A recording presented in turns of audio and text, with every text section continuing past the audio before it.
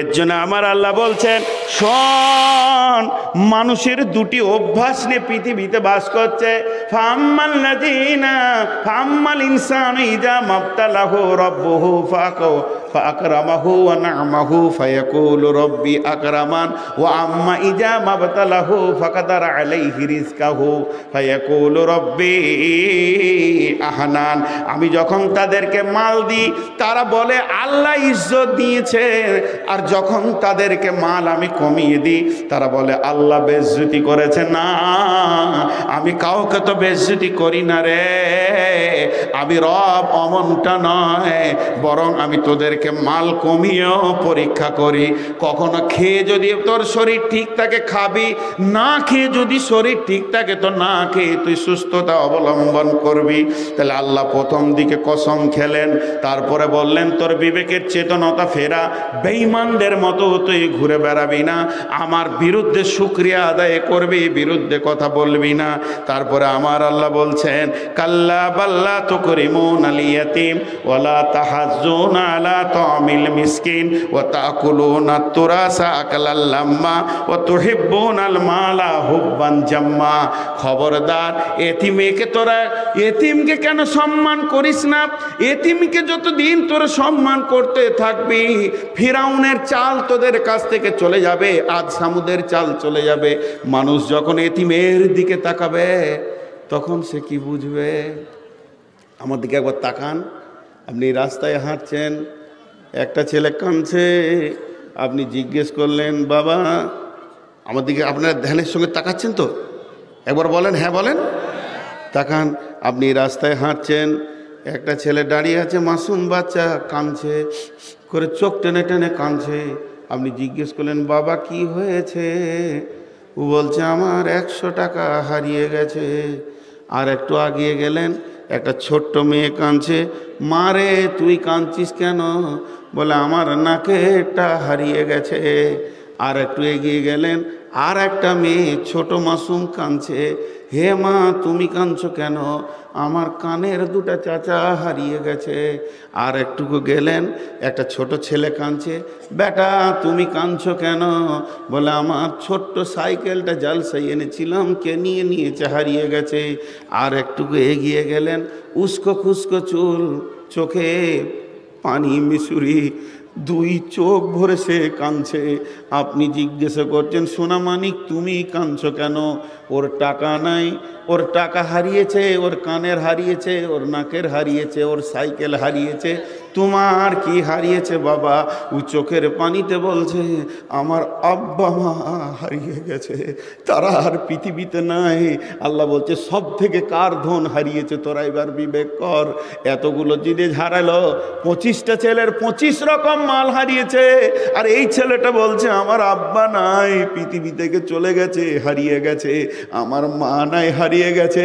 হে বেঈমানের দল, তোকে আমি 1 বছর ধান দিইনি, আর এই ছেলেটার চিরজীবনের জন্য মা বাপকে মাইনাস করেছি, তোর থেকে ও দুঃখী না, ওর থেকে তুই দুঃখী।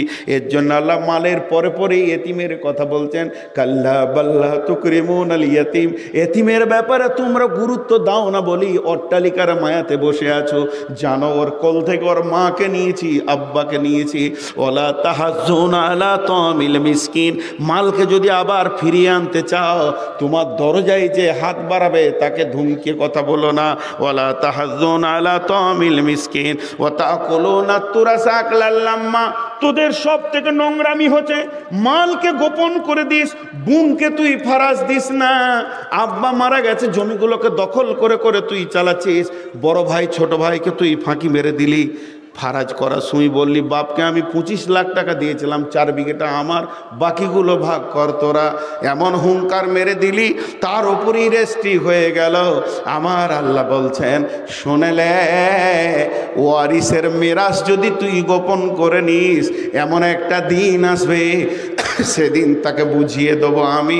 বিশ্বনবী বলছেন, মান কাতা মেরা সাওয়ারে সেহে কাতা আল্লাহ মেরা সাহু ইয়াউমাল কিয়ামাতি ফিল জান্নাহ। সেদিন জান্নাত থেকে আমি ওদেরকে বুঝিয়ে দেব। আমার আল্লাহ বলছেন, ওয়া তুহিব্বুনাল মালা হুব্বান জাম্মা কাল্লা ইযা দুক্কাতিল আরদু দাক্কান দাক্কা ওয়া জাআ রাব্বুকা ওয়াল মালাকু সাফফান সাফফা। আল্লাহ তাবারাক ওয়া তাআলা বলছে, তোরা মালকে গুনে গুনে গুনে গুনে জমা করে উঁচু করে নিলি। একবার তুরস্কের দিকে তাকিয়ে দেখ, একবার সিরিয়ার দিকে তাকিয়ে দেখ, উঁচু মালকে নিচু করতে মাত্র 5 সেকেন্ডও আমাকে লাগবে না। আমি একটা সেকেন্ডে হিলিয়ে দিয়ে তোর সমস্ত মালকে নিচে করে দিতে পারবো। এই আয়াতের তরজমা কারো যদি বুঝে না আসে, আমার সিরিয়া দেখলেই হবে। আমার আল্লাহ বলছেন, হুব্বান জাম্মা কাল্লা ইদা দুক্কাতিল আরদু দাক্কান দাক্কা ওয়া জাআ রাব্বুকা ওয়াল মালাকু সাফফান সাফফা। তোরা তলা তলা তলা তলা, একটা ইট তার উপরে ইট, তার উপরে ব্যান্ড ঢালাই, তার উপরে লিল্টন ঢালাই, তার উপরে ছাদের ঢালাই দিতে দিতে তিলে তিলে 100 তলা নিয়ে যাবি 50 বছরে। আর আমি 50 সেকেন্ডের কাঠি লেরিয়ে দিয়ে নিচে করে দিব। এটা আমার ক্ষমতা, আমার ক্ষমতার বাইরে বেশি মস্তানি করবি না। ওয়াজি ইয়াউমাইদিন বিজাহান্নামা ইয়াউমাইজি ইয়াতাযাক্কারুল ইনসানু ওয়া আন্না লাহু যিকরা। যখন জাহান্নামকে টেনে আনা হবে, ওই দূরে জাহান্নাম আসছে। বিশ্বনবী বলছেন, ইউতাবি জাহান্নাম ইয়াউমাইদিন 70 আলাফিন জিমামিন মা কুল্লি জিমামিন 70 আলাফিন মালাকিন। 70,000 লাগাম একটা জাহান্নামের মুখে, আর একটা লাগামে 70,000 করে ফেরেশতা ধরে থাকবে।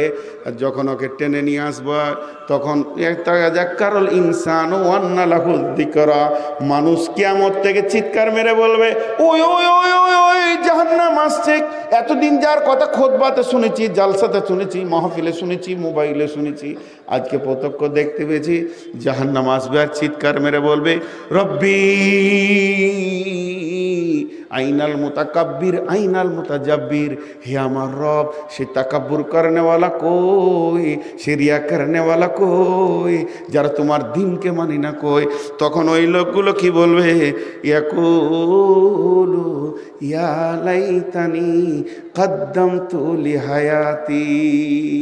সকলে একবার বলেন, আমার সঙ্গে বলেন, ইয়াকুলু, জোরে বলেন, ইয়াকুলু ইয়া লাইতানি। জোরে বলেন ভাই, আপনারা বলছেন না কেন? ইয়াকুলু ইয়া লাইতানি কদ্দামতু লিহায়াতি। এটা বাংলা হচ্ছে, হায় আফসোস যদি মরার আগে কিছু পাঠিয়ে রাখতাম। মুখের ওপরে মুখ খাবার খায় জীবনটাকে বাঁচিয়ে রাখার জন্যে, আর দুটি চোখ খাবারকে দেখে, আর তারই মাঝে এই নাকটা হলো আরি বা করত। এই জিন্দেগিকে কাটছে, প্রতিনিয়তে যেতেও কাটছে, আসতেও কাটছে এই দুমুখ করত। যটা শ্বাস যেছে আপনার প্রতি জীবনে শ্বাস বিয়োগ হচ্ছে, এই সময়কে কাটছে।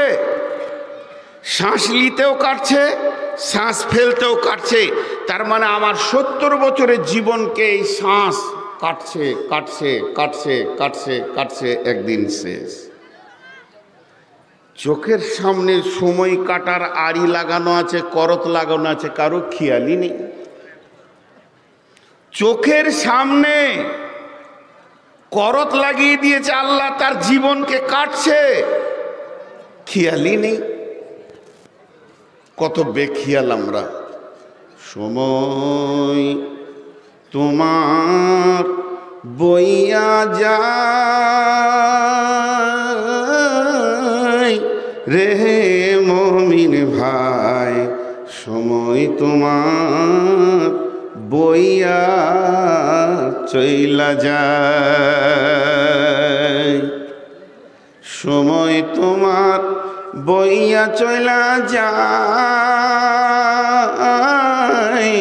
রে মুমিন ভাই, সময় তোমার বইয়া চলে যায়।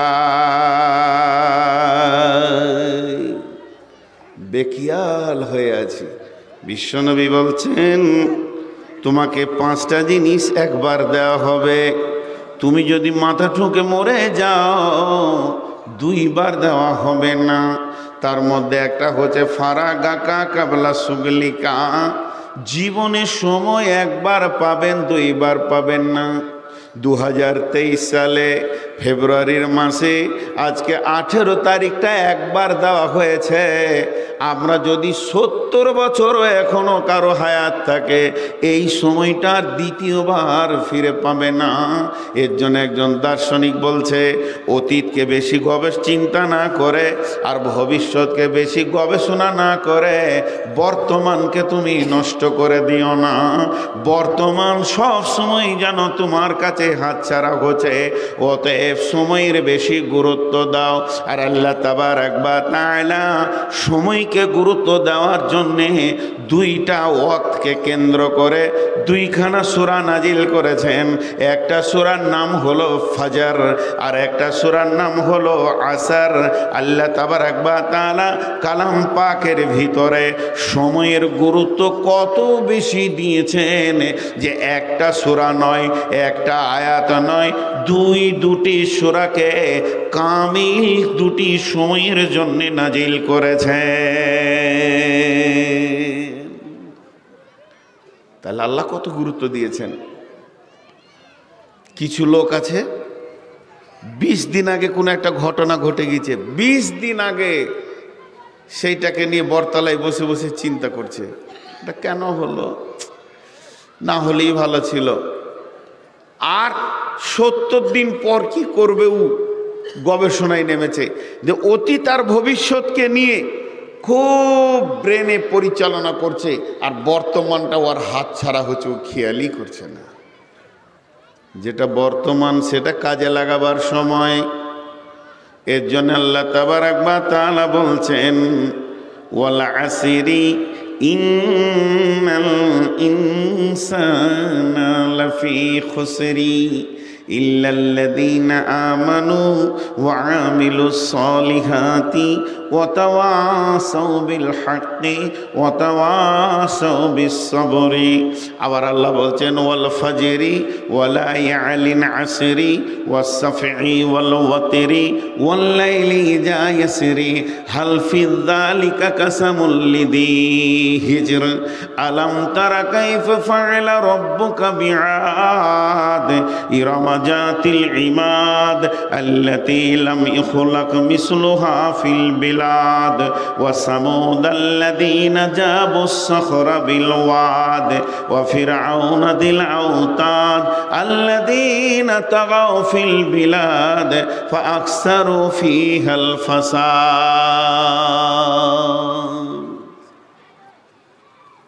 2টো সময়কে আল্লাহ ধরেছেন। এইখানটা একটু যদি ধৈর্য ধরে শুনেন তো আমি খুশি হয়ে যাব। একটা হচ্ছে আসর পর, দিনের শেষ, আর একটা হচ্ছে ফজর, দিনের শুরু। এই 2টি ওয়াক্ত আল্লাহ কত গুরুত্ব দিয়েছেন। এই গুরুত্ব দেওয়ার কারণটা কি? একটা তফসির নেই, 5টা 7টা 8টা 10 রকম তফসির আছে। জি, এর 10 রকম 20 রকম তফসির আছে। তো আমি 2-4টা কথা আপনাদের সামনে বলবো, বেশি বলবো না। ফেরিস্তা যত আছে এরা আল্লাহর ডিউটিতে নিয়োজিত আছে। আল্লাহ এদেরকে ডিউটিতে রেখেছেন। কিছু ফেরিস্তা আছে প্রথম আসমানে ডিউটি করে, কিছু আছে দ্বিতীয় আসমানে, কিছু আছে তৃতীয় আসমানে। কেউ জান্নাতে ডিউটি করে, কেউ জাহান্নামে করে, কেউ মানুষের জান কবজের পেছনে করে। যতগুলি ফেরেশতা আছে তাদের ডিউটি এই 2টি টাইমে তাদের ডিউটি চেঞ্জ হয়। কিছু ফজর পর ডিউটিতে লাগে, তারা মাগরিব পর্যন্ত ডিউটি করে। মাগরিবের আগে আসরের পর ডিউটি চেঞ্জ হয়ে যায়। রাতের ফেরেশতা এসে গেলে তারা ডিউটি থেকে বিরতি পেয়ে যায়, এরা ডিউটি শুরু করে দেয়। ফজর পর্যন্ত এরা ডিউটি চালিয়ে যায়। আল্লাহ তাবারক ওয়া তাআলা তাআলা এই ফেরেশতাদেরকে জিজ্ঞেস করে, তোমরা কোথায় ডিউটিতে ছিলে? সকল জানার কথা। আল্লাহ জানেন না এমন কিছু নাই, তিনি আলিমুল গায়েব, আলিমুম বিযাতিস সুদূর। ও মা আমার, বোন আমার, তারপরও আল্লাহ ফেরেশতাদেরকে বলে, কোথা থেকে তোমরা আসছো? ওরা বলবে, পাথরডাঙ্গা থেকে আমরা এলাম। কি অবস্থায় আমার গোলামদেরকে দেখেছো? ফেরেশতারা বলবে, কাউকে দেখেছি তাসের আড্ডায়, কাউকে দেখেছি জুয়ার আড্ডায়, অমুক অমুক ছিল চায়ের দোকানে, অমুক লোকগুলোকে দেখেছি তোমার মসজিদে বসে বসে তারা কালাম পাকের তেলাওয়াত করেছে। আমি অমুক বাড়ির মেয়েটাকে দেখছিলাম আসরের পরে আল্লাহর কালাম পাকের তেলাওয়াতে নিয়োজিত আছে। এবার আবার ফজরের ফেরেশতারা যখন আসি তখন জিজ্ঞেস করে, তোমরা যখন প্রথম গিয়েছিলে এরা ছেড়ে এসেছিল, লোকগুলোকে দেখেছিল তারা এই এই কাজে নিয়োজিত রয়েছে, তোমরা প্রথম গিয়ে কি দেখলে? বলবে, ও যা বলছে ওইগুলোই আমরা প্রথম গিয়ে দেখেছি ফজরের সময়, আর ওরা ফজরের সময় ফিরেছে ওই অবস্থা দেখেছে। এরপরে আবার যখন আসরের সময় ডিউটি চেঞ্জ হয়, ওই ফেরেশতাগুলোকে আল্লাহ বলে, তোমরা প্রথমে গিয়ে ওদেরকে তেলাওয়াত করতে দেখেছো, জুয়াতে দেখেছো, মদে দেখেছো, আর আপনার কিনা কিবতে দেখেছো, চায়ের দোকানে দেখেছো। এই লোকগুলি মসজিদে বসে বসে আল্লাহর জন্যে কাঁদছে। এই লোকটা বাড়ি যায় নাই, আসরের পর মসজিদে বসে বসে সুবহানাল্লাহ আলহামদুলিল্লাহ করছে, আল্লাহর ভয়ে চোখের পানি ফেলছে। আমার রব বলে, হে রহমতের ফেরেশতা, তোমরা সাক্ষী থেকে যাও, যে লোকগুলোকে আমার ভয়ে কাঁদতে এবং জিকির করতে তেলাওয়াত করতে দেখেছো, আমি রব তাদের গুনাহগুলিকে মাফ করে দিলাম। এর জন্য আল্লাহ দুটো টাইমকে গুরুত্ব দিয়েছেন। এই খাবার বন্ধ করছে, তোমরা খাবারের খুচকুচি উঠে গেছে। হ্যাঁ, এটা চায়ের দোকান না স্টেজ?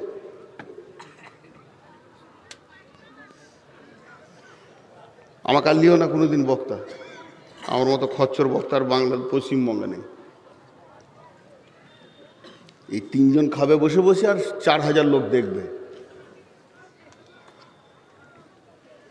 তো সময়ের কত গুরুত্ব। চলেন নাম্বার 2 তফসির সূরা ফজর আসরকে নিয়ে। সম্পূর্ণ বলছি না, গোটাটা বলে দিচ্ছি আর কি, একটা একটা অক্ষর ধরে তফসির করলে সময় লাগবে। ফজর কেন? মানুষ সকালে কাজের প্ল্যান করে। আমার কথাটা বোঝার চেষ্টা করেন। ঘুম থেকে উঠে একটা ফ্যামিলিতে মা বাপ ভাই বোন যতগুলো আছে, কাজের প্ল্যান সকালে হয়, দিয়ে মার্কেটে ছড়িয়ে যায়, ঘাটে মাঠে চারিদিকে ছড়িয়ে যায়, আর সন্ধ্যা হলে তারা কাজ থেকে বাড়ি ফিরে। কথাটা বুঝাতে পারলাম? সকালে কি করে? প্ল্যান করে বেরিয়ে যায়, আর সন্ধ্যা হলে কি করে? কাজ থেকে ফিরে আসে। আল্লাহ তাবারক ওয়া তাআলা এর জন্য বলছে, মুমিনরা ফজরের সালাতের পর তোমরা যখন বাড়িতে নিজের কাজের জন্য বসে যাও, আব্বা বসেছে, 4 ভাই আছে, প্ল্যান করছে তুই মাঠ যা, তুই যা, ছোট ফুপুর অসুখ আছে দেখা করে আয়।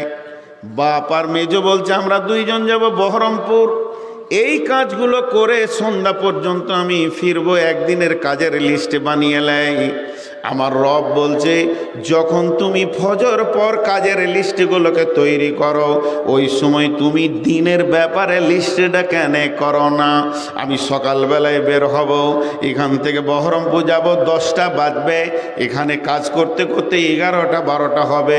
জোহরের নামাজটা কোন জায়গায় আমি পড়ব, আসরটা কোন জায়গায় পড়ব, মাগরিবটা কোন জায়গায় পড়ব। আমার যেমন দুনিয়ার কাজ চলবে, সাথে সাথে দিনটাও যেন এক বরাবর চলে, আমার দিনের কাজ যেন কোনোটা বাদ না যায়। তাহলে কেমন করে তুমি মুসলমান পৃথিবীর কাজের যেমন প্ল্যান করছো, ওই রকম আমার রবের কাজগুলোকে তুমি ফজরের পর প্ল্যান করে নাও। সন্ধ্যায় যখন মানুষ বাজার থেকে ফিরে, তখন সে তার ব্যাগটাকে সুন্দর করে দেখলে আজকে কি কি মাল কেনার কথা ছিল, সেই মালগুলো কিনতে পারলাম কিনা, কাজগুলো করতে পারলাম কিনা।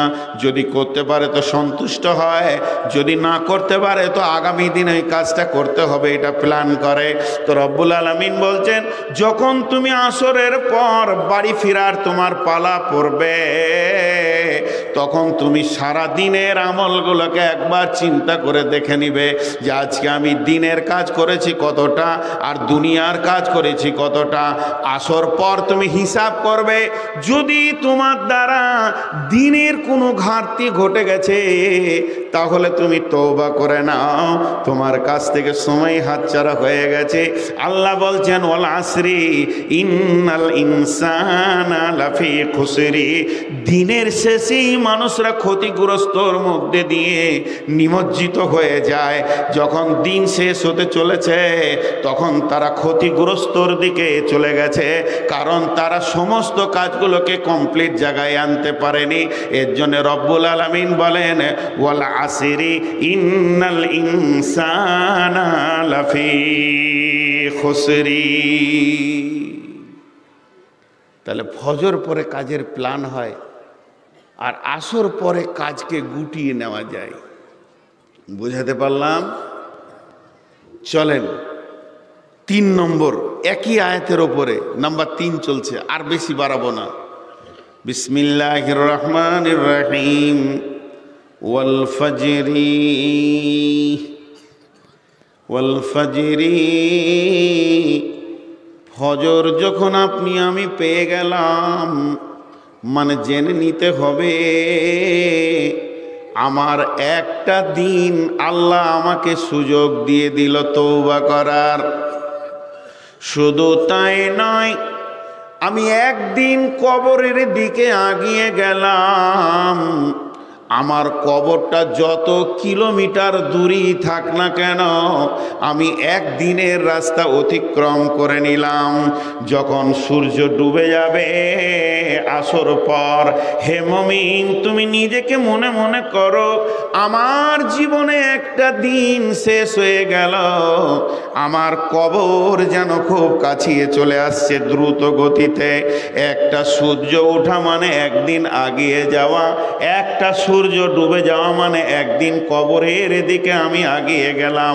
আমি জীবনে যতগুলি দিন এনেছি আল্লাহর কাছ থেকে, একটা দিন আমার কাছ থেকে হাতছাড়া হয়ে গেছে, আমি আমল কম করে ফেলেছি। আগামী সূর্য যদি আমার উঠে যায়, আমি যুদ্ধকে যদি উদীয়মান পেয়ে যায়, আমার রবের কাছে আমি সাজদায় পড়ে পড়ে কাঁদব, হে আমার রব গত শনিবার গত শুক্রবার আমি ভালো করে চলতে পারিনি, আজকে শনিবার পেয়ে গেলাম, আমার ঘাটতি হয়ে গেছে অনেক, আগামীকাল রবিবার যেন আমার নামাজ রোজা বাদ না যায়। তোমার দিনের যতগুলো কানুন আছে একটাও যেন আমার হাতছাড়া না হয়ে যায়। এর জন্যে আমার রবে বলছেন তোদেরকে 2টি সময় কেন্দ্রিক আমি সূরা দিয়েছি, ওয়াল আসরি ইন্নাল ইনসানা লাফি খুসরি। আবার এদিকে আল্লাহ বলছেন ওয়াল ফাজরি ওয়ালা ইয়ালিন আসরি ওয়াস সাফি ওয়াল ওয়াতরি ওয়াল লাইলি ইযা ইয়াসরি। সময়ের ওপর আমার কথা বলা শেষ হয়ে গেল। আরো গাদা গাদা তফসির ছিল, সেগুলোকে আমি সাইড করলাম, শুধু নির্যাসটা নিলাম। 30 সেকেন্ডে আমি এবার বলে দিব, যতগুলো কথা বললাম 30 সেকেন্ডে বলবো। একটা সূর্য ডুবছে মানে আপনাকে সে কথা বলে চলে গেল, হুঁশিয়ার হয়ে যা। একটা সূর্য উঠছে মানে সূর্য আপনাকে বলছে রেডি হ, গতকালকে যে ভুলগুলো করেছিস আজ আর করিস না, তুই রেডি হ, তোকে আল্লাহ দ্বিতীয় সুযোগ দিয়েছে। একজন দার্শনিক 2 কলম লিখেছে খালি, সময় কথা বলে, সময় কথা বলে। হাজি অবাক লাগবে, নীরব বন্ধু, এর নাম হচ্ছে বই। কত কথা বলবে, এর মুখ নাই, এর হাত নাই, পা নাই, প্রাণ নাই, এমনি করে আপনি খুলবেন, একাই দেখবেন, চোখের পানিতে কাঁদবেন, হাসবেন। নীরব বন্ধু, বইকে বলা হয়েছে, কিতাবকে বলা হয়েছে। এই রোডে আপনি গাড়ি নিয়ে যাবেন, পাথর আপনার সঙ্গে কথা বলবে, পাথর। আপনি ড্রাইভিং করবেন, পাথর কথা বলবে, বাম্পার কথা বলবে। আপনি আপনার বিবেককে জিজ্ঞেস করেন, বাম্পার বলবে ব্রেক কর। পাথর মাইলস্টোন আছে, ও বলবে চেকপোস্ট আর 16 কিলোমিটার, কথা বলবে কিন্তু সাউন্ড পাবেন না, কথা বলবে। তেমনি সূর্য যখন উঠে সে কথা বলে, গাদা গাদা গাদা গাদা কথা বলে, বিশ্ব মানবকে সে কথা বলে। কিন্তু যে জ্ঞানী ব্যক্তি সে কথা শুনতে পায়, যে হতভাগা মূর্খ সে মাইলস্টোন দেখে কি বুঝবে? যে এক কলম পড়েনি, যে পড়েছে সে বুঝতে পারে যে কথা বলছে আমার সঙ্গে। ড্রাইভারের সঙ্গে একটা পাথরও কথা বলে। রোডের উপরে পড়ে থাকা একটা পাথর ড্রাইভারকে বলে, সাবধান, তোর টায়ার ফাটিয়ে দেবো। এটা জ্ঞানী ব্যক্তির জন্যে। চলেন এখন সূরা ফাজরের দিকে এগিয়ে যাই। আল্লাহ এখানে 5টা কসম খেয়েছেন। কয়টা বললাম? একবার মুখ খুলেন, কয়টা বললাম? 5টা। খুব জোর চিল্লাইতে হবে না ভাই, একটু মিষ্টি মিষ্টি করে বলেন। আপনাদের বিরক্ত লাগছে নাকি? লাগবে কেন, বকছি তো আমি। 5টা কথা বলে, কসম খেয়েছে আল্লাহ। কোনো জায়গায় একটা কসম খেয়েছেন, আল্লাহ কোনো জায়গায় 4টা কসম খেয়েছেন। গতকালকে যে বক্তব্যটা রেখেছিলাম, বক্তব্যের বিষয়বস্তু ছিল আল্লাহ বলেছেন পবিত্র হলে বেঁচে যাবি। 11টা কসম খেয়ে একটা ছোট্ট কথা বলছেন। আল্লাহর কসমগুলো দেখেন। মানুষ কখন কসম খায়? যখন নিজের কথাকে বলিষ্ঠ করতে চাই তখন কসম খায়। জিন নিজের কথাকে যখন বলিষ্ঠ করতে যাই তখন কসম খায়।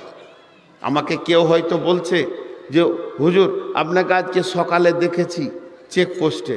আমি বলছি না, বলছে হ্যাঁ, না, হ্যাঁ, না আমি যাইনি, সারাদিন আজকে ছিলাম পাতেন্ডায়। বলে না, 10টার সময় আপনি চা খেয়েছিলেন। রাগ লেগে গেল, আল্লাহর কসম আমি যাইনি। এরপরে যদি বলে যে না আপনি ছিলেন, কসম আল্লাহর, কসম আল্লাহর, বলছে আমি যাইনি। কসমটা কে খেয়েছে? নূর মোহাম্মদ। কসমটা কে খেয়েছে? একটা মানুষ। কিন্তু মানুষের কসম, ফেরেশতার কসম, নবীজির কসম, সব কসমগুলোকে এক জায়গায় রেখে দেন। স্বয়ং আল্লাহ কসম খেয়েছেন, যিনি হুকুম করবেন কোনো কসমের দরকার নাই। যিনি হুকুম করবেন কোনো কসমের দরকার নাই। সেই আল্লাহ যদি একবার কসম খায় যতটা ওজন হবে, 1,00,000 বার খেলেও অতটা ওজন হবে। শুধু মানুষকে বোঝানোর জন্যে ছোট্ট একটি কথা বলবেন, তাই 11 বার কসম খেয়েছেন। ওয়াশ-শামসি ওয়া-দুহাহা ওয়াল-কামারি ইযা তালাহা ওয়ান-নাহারি ইযা জাল্লাহা ওয়াল-লাইলি ইযা ইয়াগশাহা والسماء وما بناها والأرض وما طحاها ونفس وما سواها فألهمها فجورها وتقواها। 11 বার কসম খেলেন। কসমগুলো যত বড়, আল্লাহর কথাটা তত বড় নয়। ছোট্ট করে একটা কথা বলে দিলেন, কাদ আফলাহা মান যাক্কাহা ওয়া কাদ খাবা মান দাসসাহা। পবিত্র যে থাকবে বেঁচে যাবে, নাপাক যে থাকবে সে ফেঁসে যাবে। 11 বার কসম খেয়ে আপনাদেরকে আমি বোঝানোর জন্য বলছি। আমি আল্লাহর কসম খেয়েছি, আল্লাহ তো তার সৃষ্টির কসম খেয়েছেন, আমি আল্লাহর কসম খেয়েছি। আল্লাহর কসম, আল্লাহর কসম, আল্লাহর কসম, আল্লাহর কসম, আল্লাহর কসম, আল্লাহর কসম, আল্লাহর কসম, আল্লাহর কসম, আল্লাহর কসম, আল্লাহর কসম, আল্লাহর কসম। যে পবিত্র থাকবে বেঁচে যাবে, নাপাক থাকবে ফেঁসে যাবে। উঠে নেবার মারের দন, সাবান নিয়ে গোসল করতে ঢুকে পড়েন পবিত্র হওয়ার জন্য। বলে মৌলভী সাহেব বলেছে কোরআন আছে যে পবিত্র। জি, এটা কোন পবিত্র? খালি তফসিরটা বোঝা নেই ভুল। এতগুলো যখন আল্লাহ কসম খেয়েছেন, তাহলে এখানে আল্লাহ 5খানা কসম খেয়েছেন। 5খানা ভাই, তাহলে গুরুত্ব আছে। কসমগুলোকে আল্লাহর আগে বলেনি। বিসমিল্লাহির রহমানির রহিম। ওয়াল ফাজরি ওয়া লায়ালিন আসরি ওয়াস সাফি ওয়াল ওয়াতরি ওয়াল লাইলি যা ইয়াসরি হাল ফি যালিকা কাসামুল লিযি হিজর। আলাম তারা কাইফা ফাআলা রাব্বুকা বিআদ। তিনি ফজরের কসম খেলেন, ফজরের ওয়াক্তের কসম খেলেন। এই ওয়াক্তটা কত মূল্যবান একটু আগে বলে দিয়েছি। আল্লাহ ফজরের কসম করার পর বলছেন ওয়াল্লাইলি ওয়াল ফাজরি ওয়ালায়ালিন আশরি, 10 রাতের কসম, 10টা রাত্রির কসম করছেন আল্লাহ। আমি 1 2 করে 10খানা রাতের কসম করছি। এবার মুফাসসিররা কলম ধরেছেন সেই 10টা রাত কোন 10টা রাত। একজন বলছেন রমজানের শেষ 10 রাত, যেহেতু সেখানে সবে কাদার লুকিয়ে আছে, এই রকম গুরুত্বপূর্ণ টাইমের আল্লাহ কসম খেয়েছেন। ভাইরা আমার, ওই 10 রাত্রি কসমের ভিতরে কি লুকানো আছে শেষ আয়াতে গিয়ে বুঝতে পারবেন। এর জন্য বলছেন আল্লাহ 10টা রাত্রির কসম খেয়েছেন, রমজানের শেষ 10 রাত। আর একজন বলছেন না, আল্লাহ যে 10টা রাত্রির কসম খেয়েছেন সেটা জিলহিজ্জা মাসের 10 রাত। জিলহিজ্জা মাসের 1 2 3 4 করে 10 তারিখে আমাদের কোরবানি হয়। আর নারা জিলহিজ্জা মাসের 9 তারিখে আরাফাতের ময়দানে আল্লাহ সারা বিশ্ববাসীকে সেদিন মাফ করেন। এর জন্য আল্লাহ ওই 10 রাত্রের কসম খেয়েছেন। আর একজন মুফাসসির বলছেন না, এই 10 রাত বলতে মুহররম মাসের 10 রাত, যেহেতু মুহররম মাসের 10 তারিখে কিয়ামত প্রতিষ্ঠিত হবে। আল্লাহ তাবারাক ওয়া তাআলা পৃথিবীতে কিয়ামত কায়েম করবেন মুহররম মাসের 10 তারিখে। তার জন্য আমার আল্লাহ বলতে চাইছেন বিশ্ববাসীর আমলকে রেডি করো, তোমার 10 রাত আসছে। আর যারা বলছেন কোরবানির 10 রাত, জিলহিজ্জা মাসের গুরুত্বপূর্ণ এই দিনগুলিতে আল্লাহ তাবারাক ওয়া তাআলা মানুষকে ক্ষমা করেন, তার জন্য তিনি বলেছেন। আর যারা বলছেন রমজানের শেষ 10 রাত, তারা বলছে এর মধ্যে আল্লাহ তাবারাক ওয়া তাআলা বিরাট বড় নিয়ামতের রাত সবে কদরকে লুকিয়ে রেখেছেন, এর জন্য 10 রাত্রের কসম খেলেন। তাহলে ফজরের কসম খেলেন, 10 রাত্রের কসম খেলেন। ওয়াল ফাজরি ওয়ালায়ালিন আশরি ওয়াসফি ওয়াল ওয়াতরি ওয়াসফি ওয়াল ওয়াতরি, আল্লাহ জোড়ার কসম খেয়েছেন। ওয়া খালাকনাকুম আজওয়াজা, আল্লাহ বেতেরের কসম খেয়েছেন, মানে সিঙ্গেলের কসম খেয়েছেন। আল্লাহ সৃষ্টির ভিতরে জোড়া আছে, মানুষের জোড়া আছে, গরু ছাগল ভেড়া, নর নারী মহিলা মেল ফিমেল আছে, কিন্তু এমন কিছু জিনিস আছে যার কোনো জোড়া নাই। আল্লাহ সূর্য একটা বানিয়েছেন, চাঁদ একটা বানিয়েছেন, আরশ একটা বানিয়েছেন। আল্লাহ তাবারাক ওয়া তাআলা সৃষ্টির ভিতরে সিঙ্গেলও রয়েছে, জোড়া এবং সিঙ্গেলের কসম খেলেন আল্লাহ। তারপরে আমার রব বলছেন ওয়াসফি ওয়াল ওয়াতরি ওয়াল্লাইলি ইযা ইয়াসরি, চলমান রাত্রির কসম করে বলছি, রাত্রি যখন চলমান হতে শুরু করে তখন 2 ধরনের মানুষ পৃথিবীর বুকে পাওয়া যায়।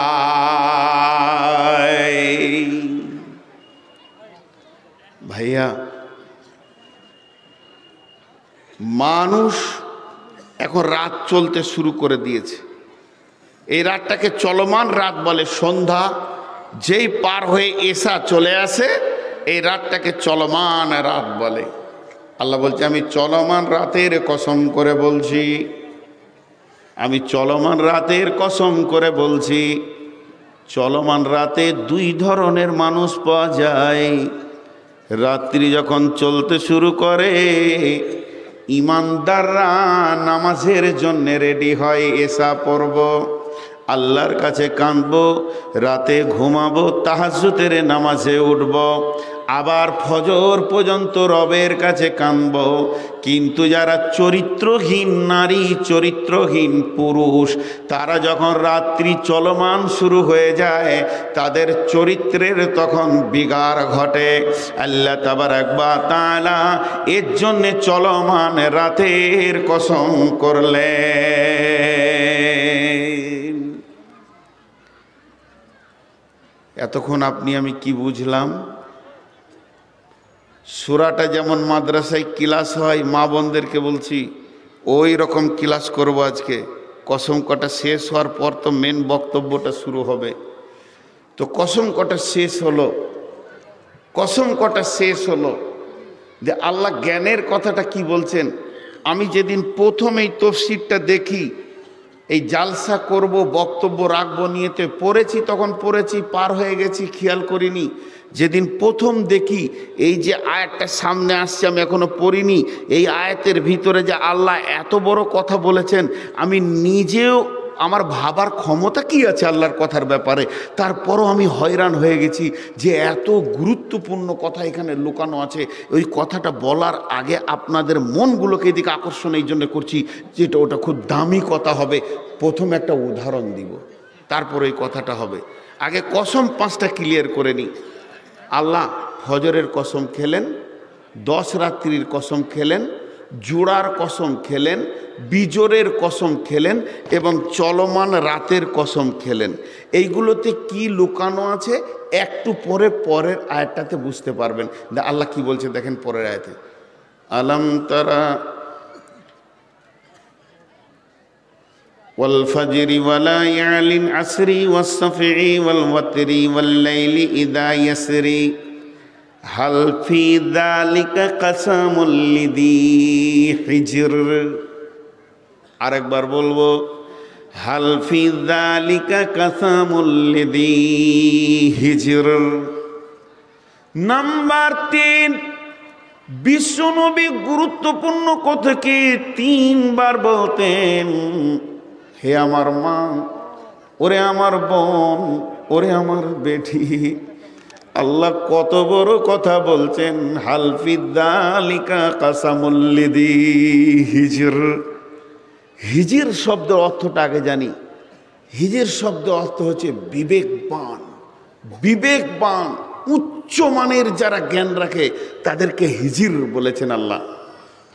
এখন একটা প্রশ্ন করব, একটা কথা জানতে চাইবো, আপনারা একবার মুখ খুলেন, এই আয়াতের গুরুত্বটা তাহলে বুঝবেন।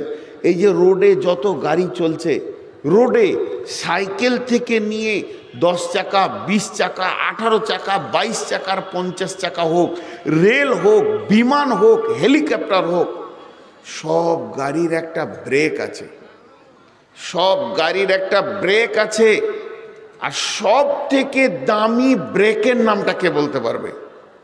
সব থেকে দামি ব্রেক কি বলেন? আল্লাহর গোলাম একবার মুখ খুলেন। সব থেকে দামি ব্রেক কি? ডিস ব্রেক না? সব থেকে দামি ব্রেক অয়েল ব্রেক না?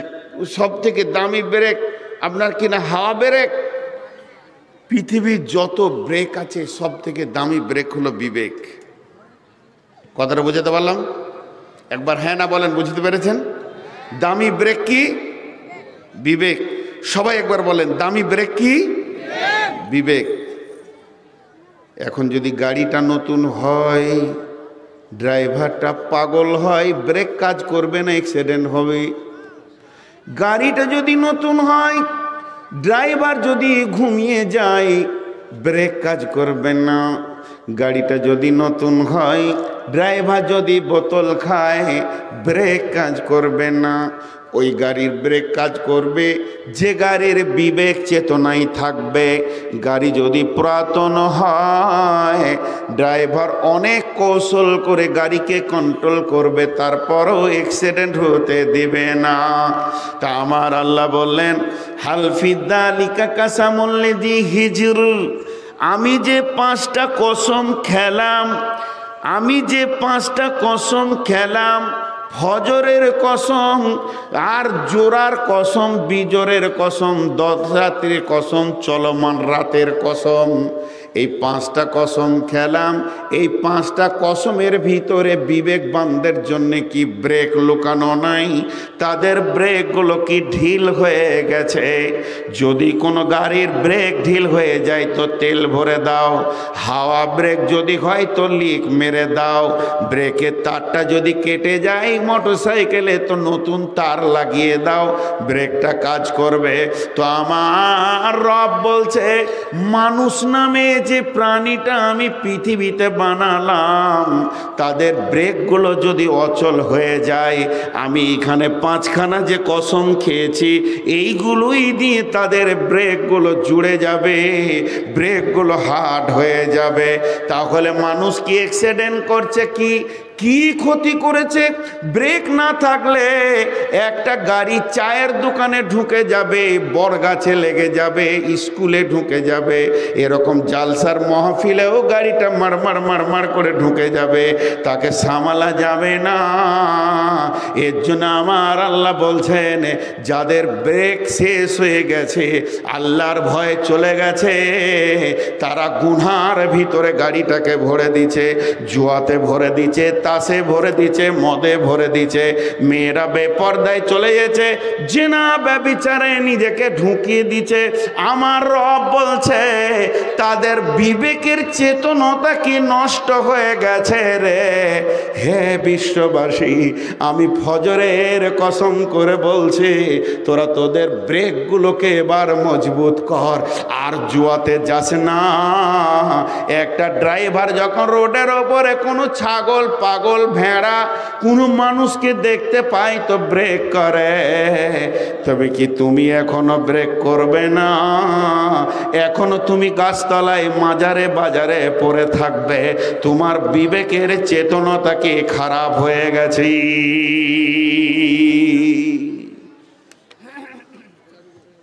এটা মাঝে মজার কথা বলবো, এই কথাটা বলবো, আমি মনের কথা বলছি, এটা হাদিস কোরআন লয়। যারা টোটোওয়ালা আছেন মাফ করবেন, টোটোওয়ালাদের পায়ে ধরে বলছি, কথাটা বলবো, রাগ করেন না। আল্লাহ যাকে বিবেক মেরে দেয় তাকে টোটো কেনার পয়সা দেয়, ও রাস্তার মাঝে ছাড়াই যাবে না। যত টোটোওয়ালা আছে দেখবেন রাস্তার মাঝে ছাড়াও যাবে না, ওর বিবেক মেরে দিয়েছে আল্লাহ। আর ও ভাবে যে আমার গাড়ির যা গতি, তাতে মোটামুটি কোনো গাড়ি পেছন থেকে আর আমাকে ধরতে পারবে না। আর প্যাসেঞ্জারদেরকে বলে দাঁড়া না, দুবাই পৌঁছিয়ে দিচ্ছি এখনই। আল্লাহ এদের বিবেকগুলোকে শেষ করে দিয়েছে। আমি একটা টোটোওয়ালা পেলাম না যে রাস্তার এক সাইডে মাসুম হয়ে হাঁটছে, যে আমার গাড়ির গতি কম, আমি এক সাইডে থাকবো, একটা পেলাম না। আর গাড়ি চালাবো তখন বুক উঁচু করে।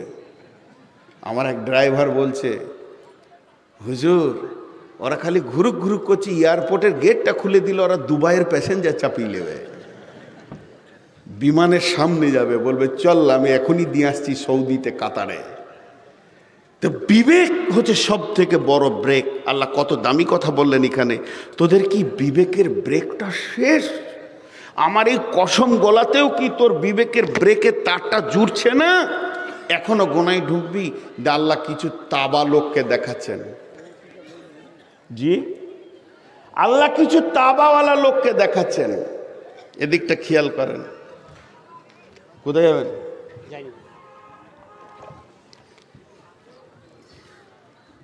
এবার আল্লাহ চ্যালেঞ্জগুলো দেখেন।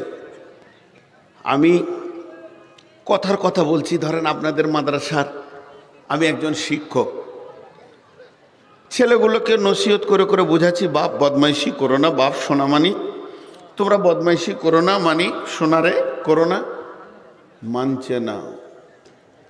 মৌলবি বলে ওদের তাওয়াক্কা হচ্ছে না।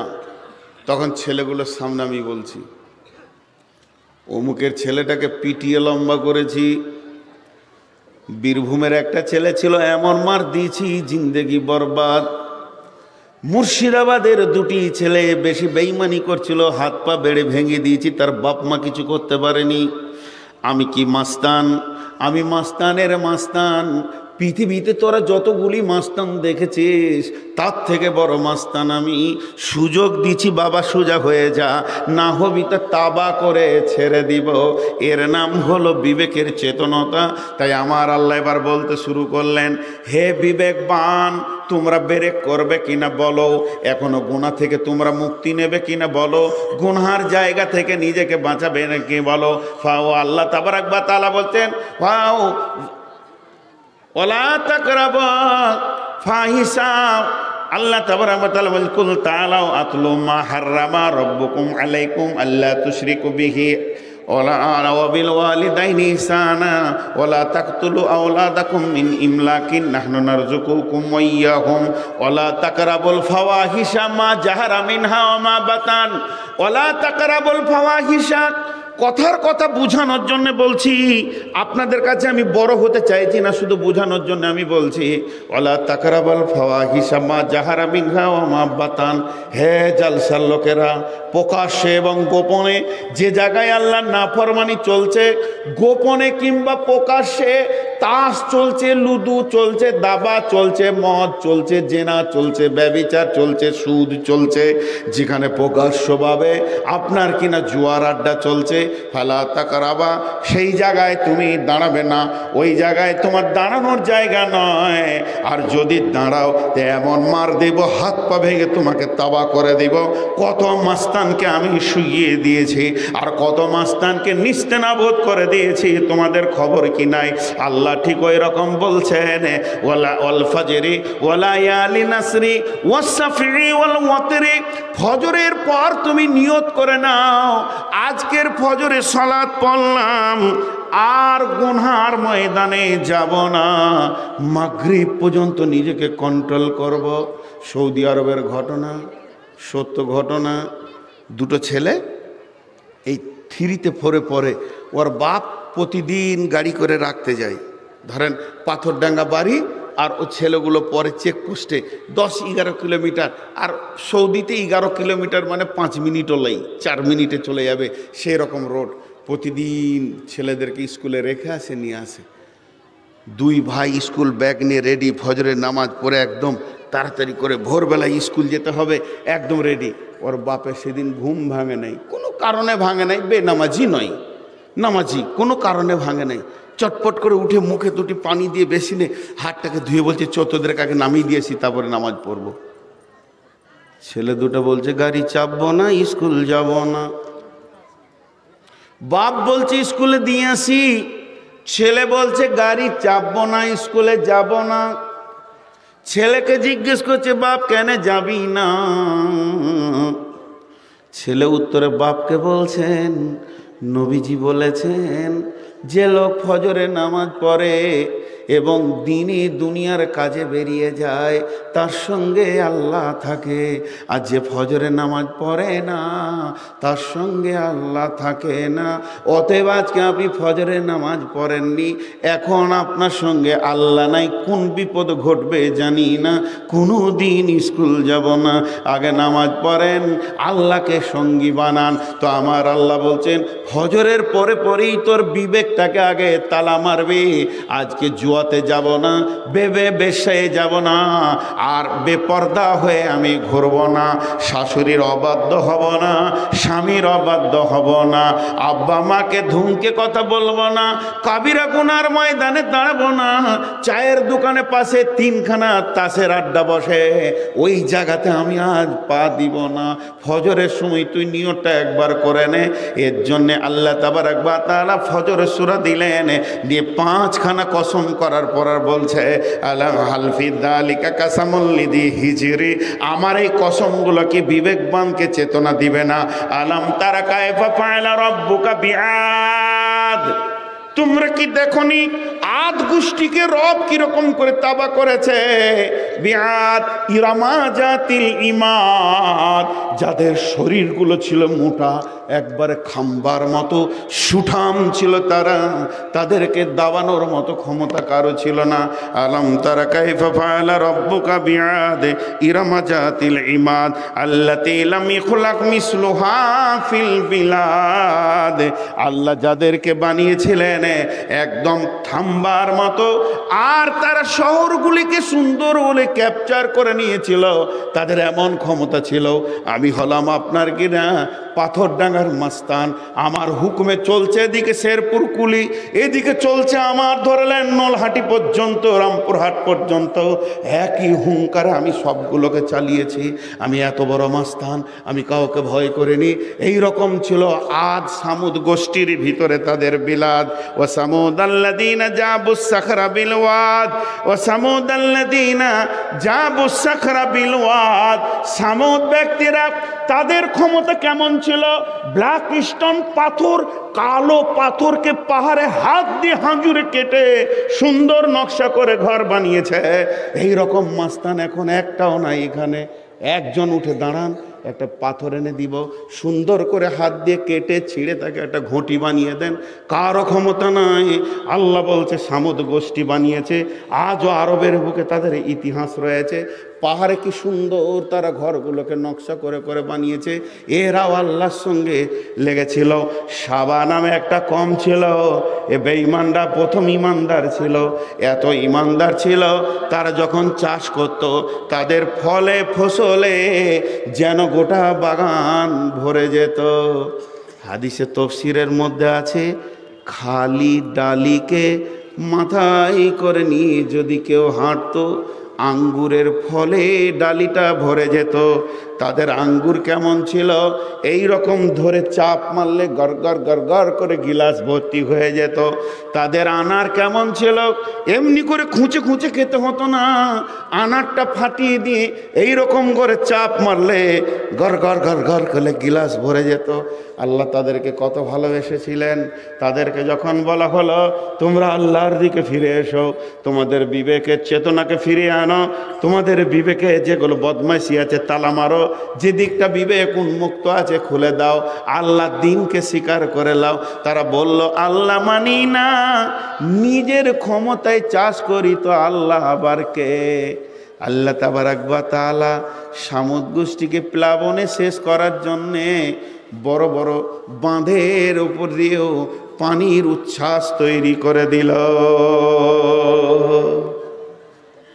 যখন নদীর এ গাং ও গাং কিনারায় কিনারায় চলছে, সামুদ গোষ্ঠী বাঁধগুলোকে মজবুত করে দিচ্ছে।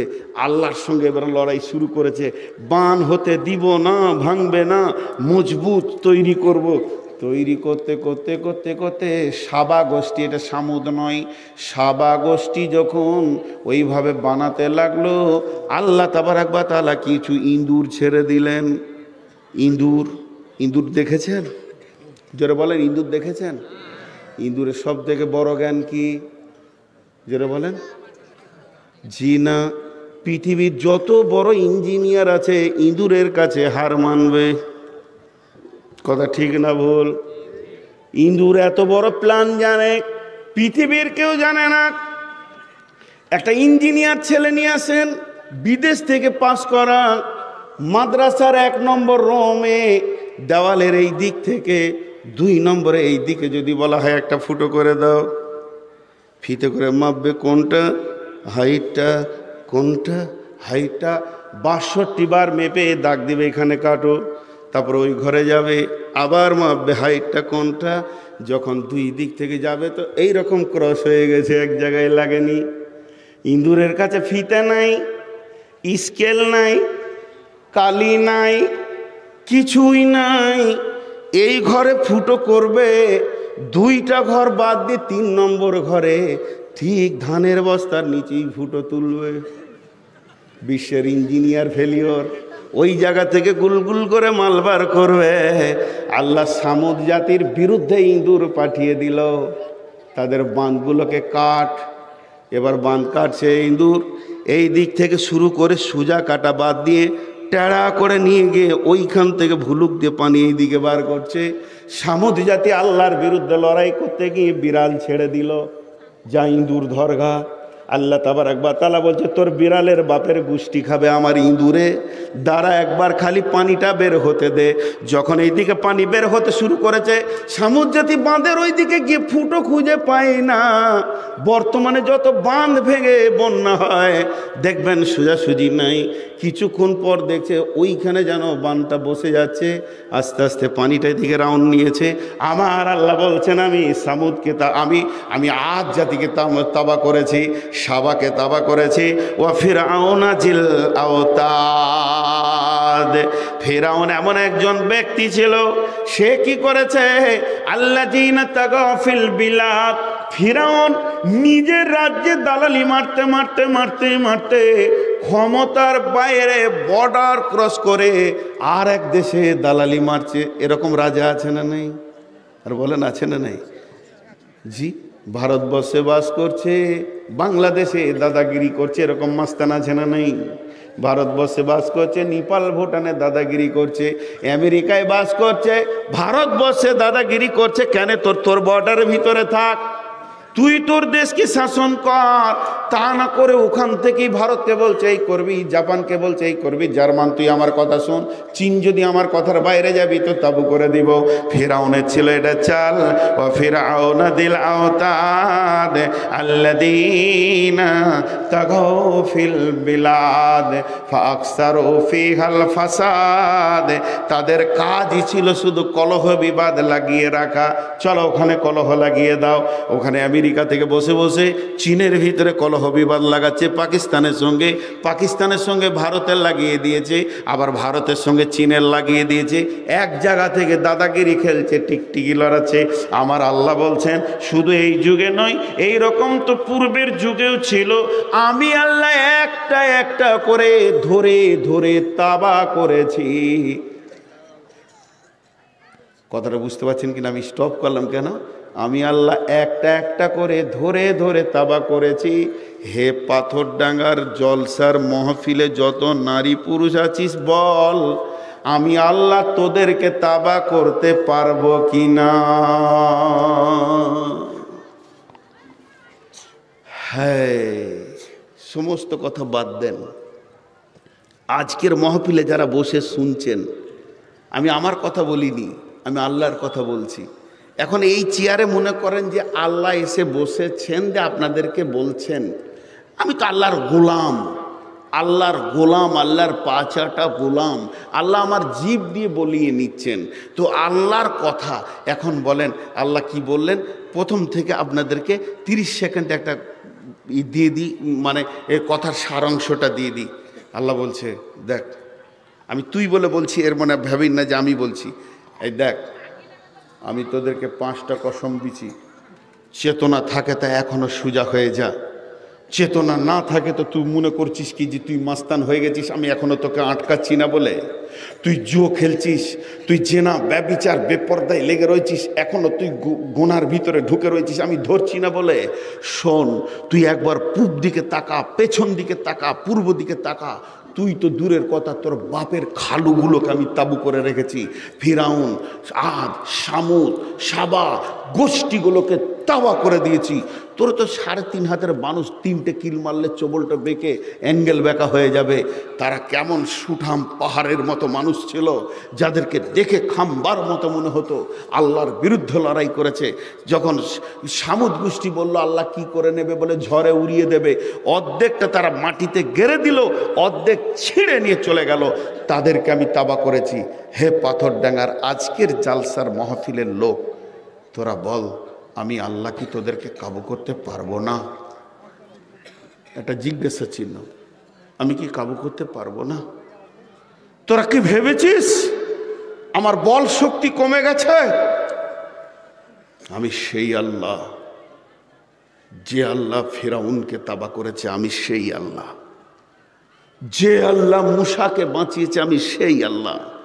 যে আল্লাহ নমরুদকে জুতা পিটা করেছে, আমি সেই আল্লাহ। আল্লাহ তাবারক ওয়া তাআলা মানুষের দুটো চরিত্র তুলে ধরছে। কি বলছেন? বিসমিল্লাহির রহমানির রহিম। ইন্না রাব্বাকা লাবিল মিরসাদ ফাআম্মাল ইনসানু ইযা মাবতালাহু রাব্বুহু ফাআকরামাহু ওয়া না'আমাহু ফায়াকুলু রাব্বি আকরামান ওয়া আম্মা ইযা মাবতালাহু ফাকাদারা আলাইহি রিজকাহু ফায়াকুলু রাব্বি আহানান। জি, দুটো শব্দ বলবো, একটা হলো সবর আর একটা হলো শুকর। একটা হলো সবর আর একটা হলো শুকর। কোনটা কঠিন, কোনটা কঠিন, কোনটা আসান? জি, এতগুলি লোক মুখ খুললেন না। একটা হচ্ছে সবর আর একটা হচ্ছে শুকর। কোনটা কঠিন, কোনটা আসান? হ্যাঁ, সবরটা হচ্ছে অটোমেটিক, করতে হয় না, হয়ে যায়। নাই তা কি করব, নাই তা কি করব। আর শুকরটা করতে হয়। না পেলে সবর, পাওয়ার পরে শুকর। কথাটা বুঝাতে পারলাম? না পেলে সবর, পাওয়ার পর শুকর। তো সবরটা আসান করা, কিন্তু শুকরটা করা কঠিন। এটা ইসরায়েলি ঘটনা বলছি, প্রথমেই বলে দিলাম ইসরায়েলি ঘটনা। এ ঘটনাগুলো জাল জয়ীব থাকে, কিন্তু জ্ঞান দেওয়ার জন্য বলছি, আমলের কিছু নাই এখানে। নবী মুসা রাস্তা দিয়ে হেঁটে যাচ্ছেন, আর একটা লোক এই পর্যন্ত নিজেকে বালিতে ভরে দিয়েছে। ভরে দিয়ে দুই হাতে ডাকছে, ও নবী মুসা, ও নবী মুসা, ও নবী মুসা, একবার এসো। নবী মুসা এসে বলছে, তোর হালাত কেন এমন? লোকটা বলছে, ও নবী মুসা রে, আমি এত গরিব, আমার পাছা ঢাকার মতো কাপড় নাই, এর জন্যে নিজেকে বালিতে গেড়ে দিয়ে বসে আছি। ও নবী মুসা, তুমি ব্যবস্থা নাও। নবী মুসাকে একটা কাপড় দিল, রে ভাই ওঠ, তোর পাছাটা ঢাক। ঢেকে নিল। এরপরে নবী মুসা বলছেন যে ভাইয়া, এবার মেহনত করে খাও আর চলো, কাপড় চোপড় জোগাড় করো। লোকটা বলছে, ও নবী মুসা, তুমি তো নবী, তুমি একটু দোয়া করে দাও যেন আমার মাল হয়। আমার মাল না হলে আর গরিবি জ্বালা নিতে পারছি না। নবী মুসা বলছে, শোন, মাল না হওয়াতে সবর করতে হয়, আর মাল হয়ে গেলে শুকর করতে হবে। আর শুকরের ব্রেকটা অনেক কঠিন রে, ওইটা ড্রাইভার হতে পারবি কিনা জানি না, তার থেকে সবর করে আল্লাহর কাছে থেকে যাওয়া ভালো। মাল হয়ে গেলে ব্রেক ফেল হয়ে যায় অনেকের, তুই কি পারবি না কি জানি না। লোকটা বারবার প্রাপিরি করলো, ও নবী মুসা দোয়া করেন, গরিব থাকতে ভালো লাগছে না। নবী মুসা দোয়া করলেন। বেশ কিছুদিন, কয়েক মাস পর নবী মুসা ওই রাস্তা দিয়ে আবার হেঁটে যাচ্ছে। তখন দেখছে কয়েকটা লোক ভিড় করে একজনকে মারছে। মারসালাকে, মারসালাকে, লাই লাথা, লাই বুকে লাত মার, মার কানে কিল মার। কিলও মারছে, লাতও মারছে। নবী মুসা বলছে, ওখানে কিল চর চলছে কেন? একবার গিয়ে ভিড়টাকে সরে দেখে দেখে দেখে দেখে দেখে দেখি ওই মালটায়। বলছি, কি করেছো? বলছে, লোকের বিটির কাপড় ধরে টেনে দিয়েছে আজ। তখন নবী মুসা বলছে, তোর মাল ছিল না তা ভালো ছিলি, আর মাল হলো তা ব্রেক ফেল করে দিলি, রাখতে পারলি না। ঘটনা আজও তাই। দেখবেন পুরাতন মোটর সাইকেল স্টার্ট লিছে না, খাটাং খাটাং, ঘেমে গিয়েছে, দেওয়া যায় খাটাং, ঘেমে গিয়েছে খাটাং। যদি স্টার্ট লেয়, ওর সামনে দাঁড়াইকে মলবি ফলবি মানছে না, বুকের উপরে স্টার লিছো না, ভালো হলো তো আরো খারাপ। না খেয়েছিলাম ভালো, খেতে গিয়ে যান জ্বলে গেল। অতএব সবরের থেকে শুকরের মাল নাই নাই নাই। এখন 20 তলা বিল্ডিং, মাল, বালির ব্যবসা, 8খানা ডাম্পার, তেমনি করে সিগারেটটা আবার এই দিকে লম্বা করে ধরিয়েছে। এদিকে মসজিদ থেকে আজান হয়েছে, হাইয়া আলাস সালাহ। তখন কাজের লোকটা বলছে, জানলাটা বন্ধ করতে, সালার খালি ভ্যান ভ্যান ভ্যান। আল্লাহ বলছে ফেরাউন হলি রে, দুদিন আগে রাস্তার ধারে চায়ের দোকান করেছিল, আজকে ডাম্পার হিগে এত তোর অহংকার। আল্লাহ বলছে শোন, ফেরাউন তো লিবার ছিল, ফেরাউনের পূর্বের ইতিহাস জানিস না? ফেরাউন বিতাড়িত সন্তান। ফেরাউন এত বড় আল্লাহওয়ালা ছিল, দোয়া করলে সঙ্গে সঙ্গে কবুল হতো, আকাশে বৃষ্টি হতো। ফেরাউন ইমানদারের জন্য তার বাপ তাকে বাড়ি থেকে বের করে দিয়েছিল, বাপ তেজ্য পুত্র করে দিয়েছিল, বিতাড়িত সন্তান হয়ে মিশরে ঘুরে ঘুরে বেড়াচ্ছিল, লোকের জমিতে নিরান দিত।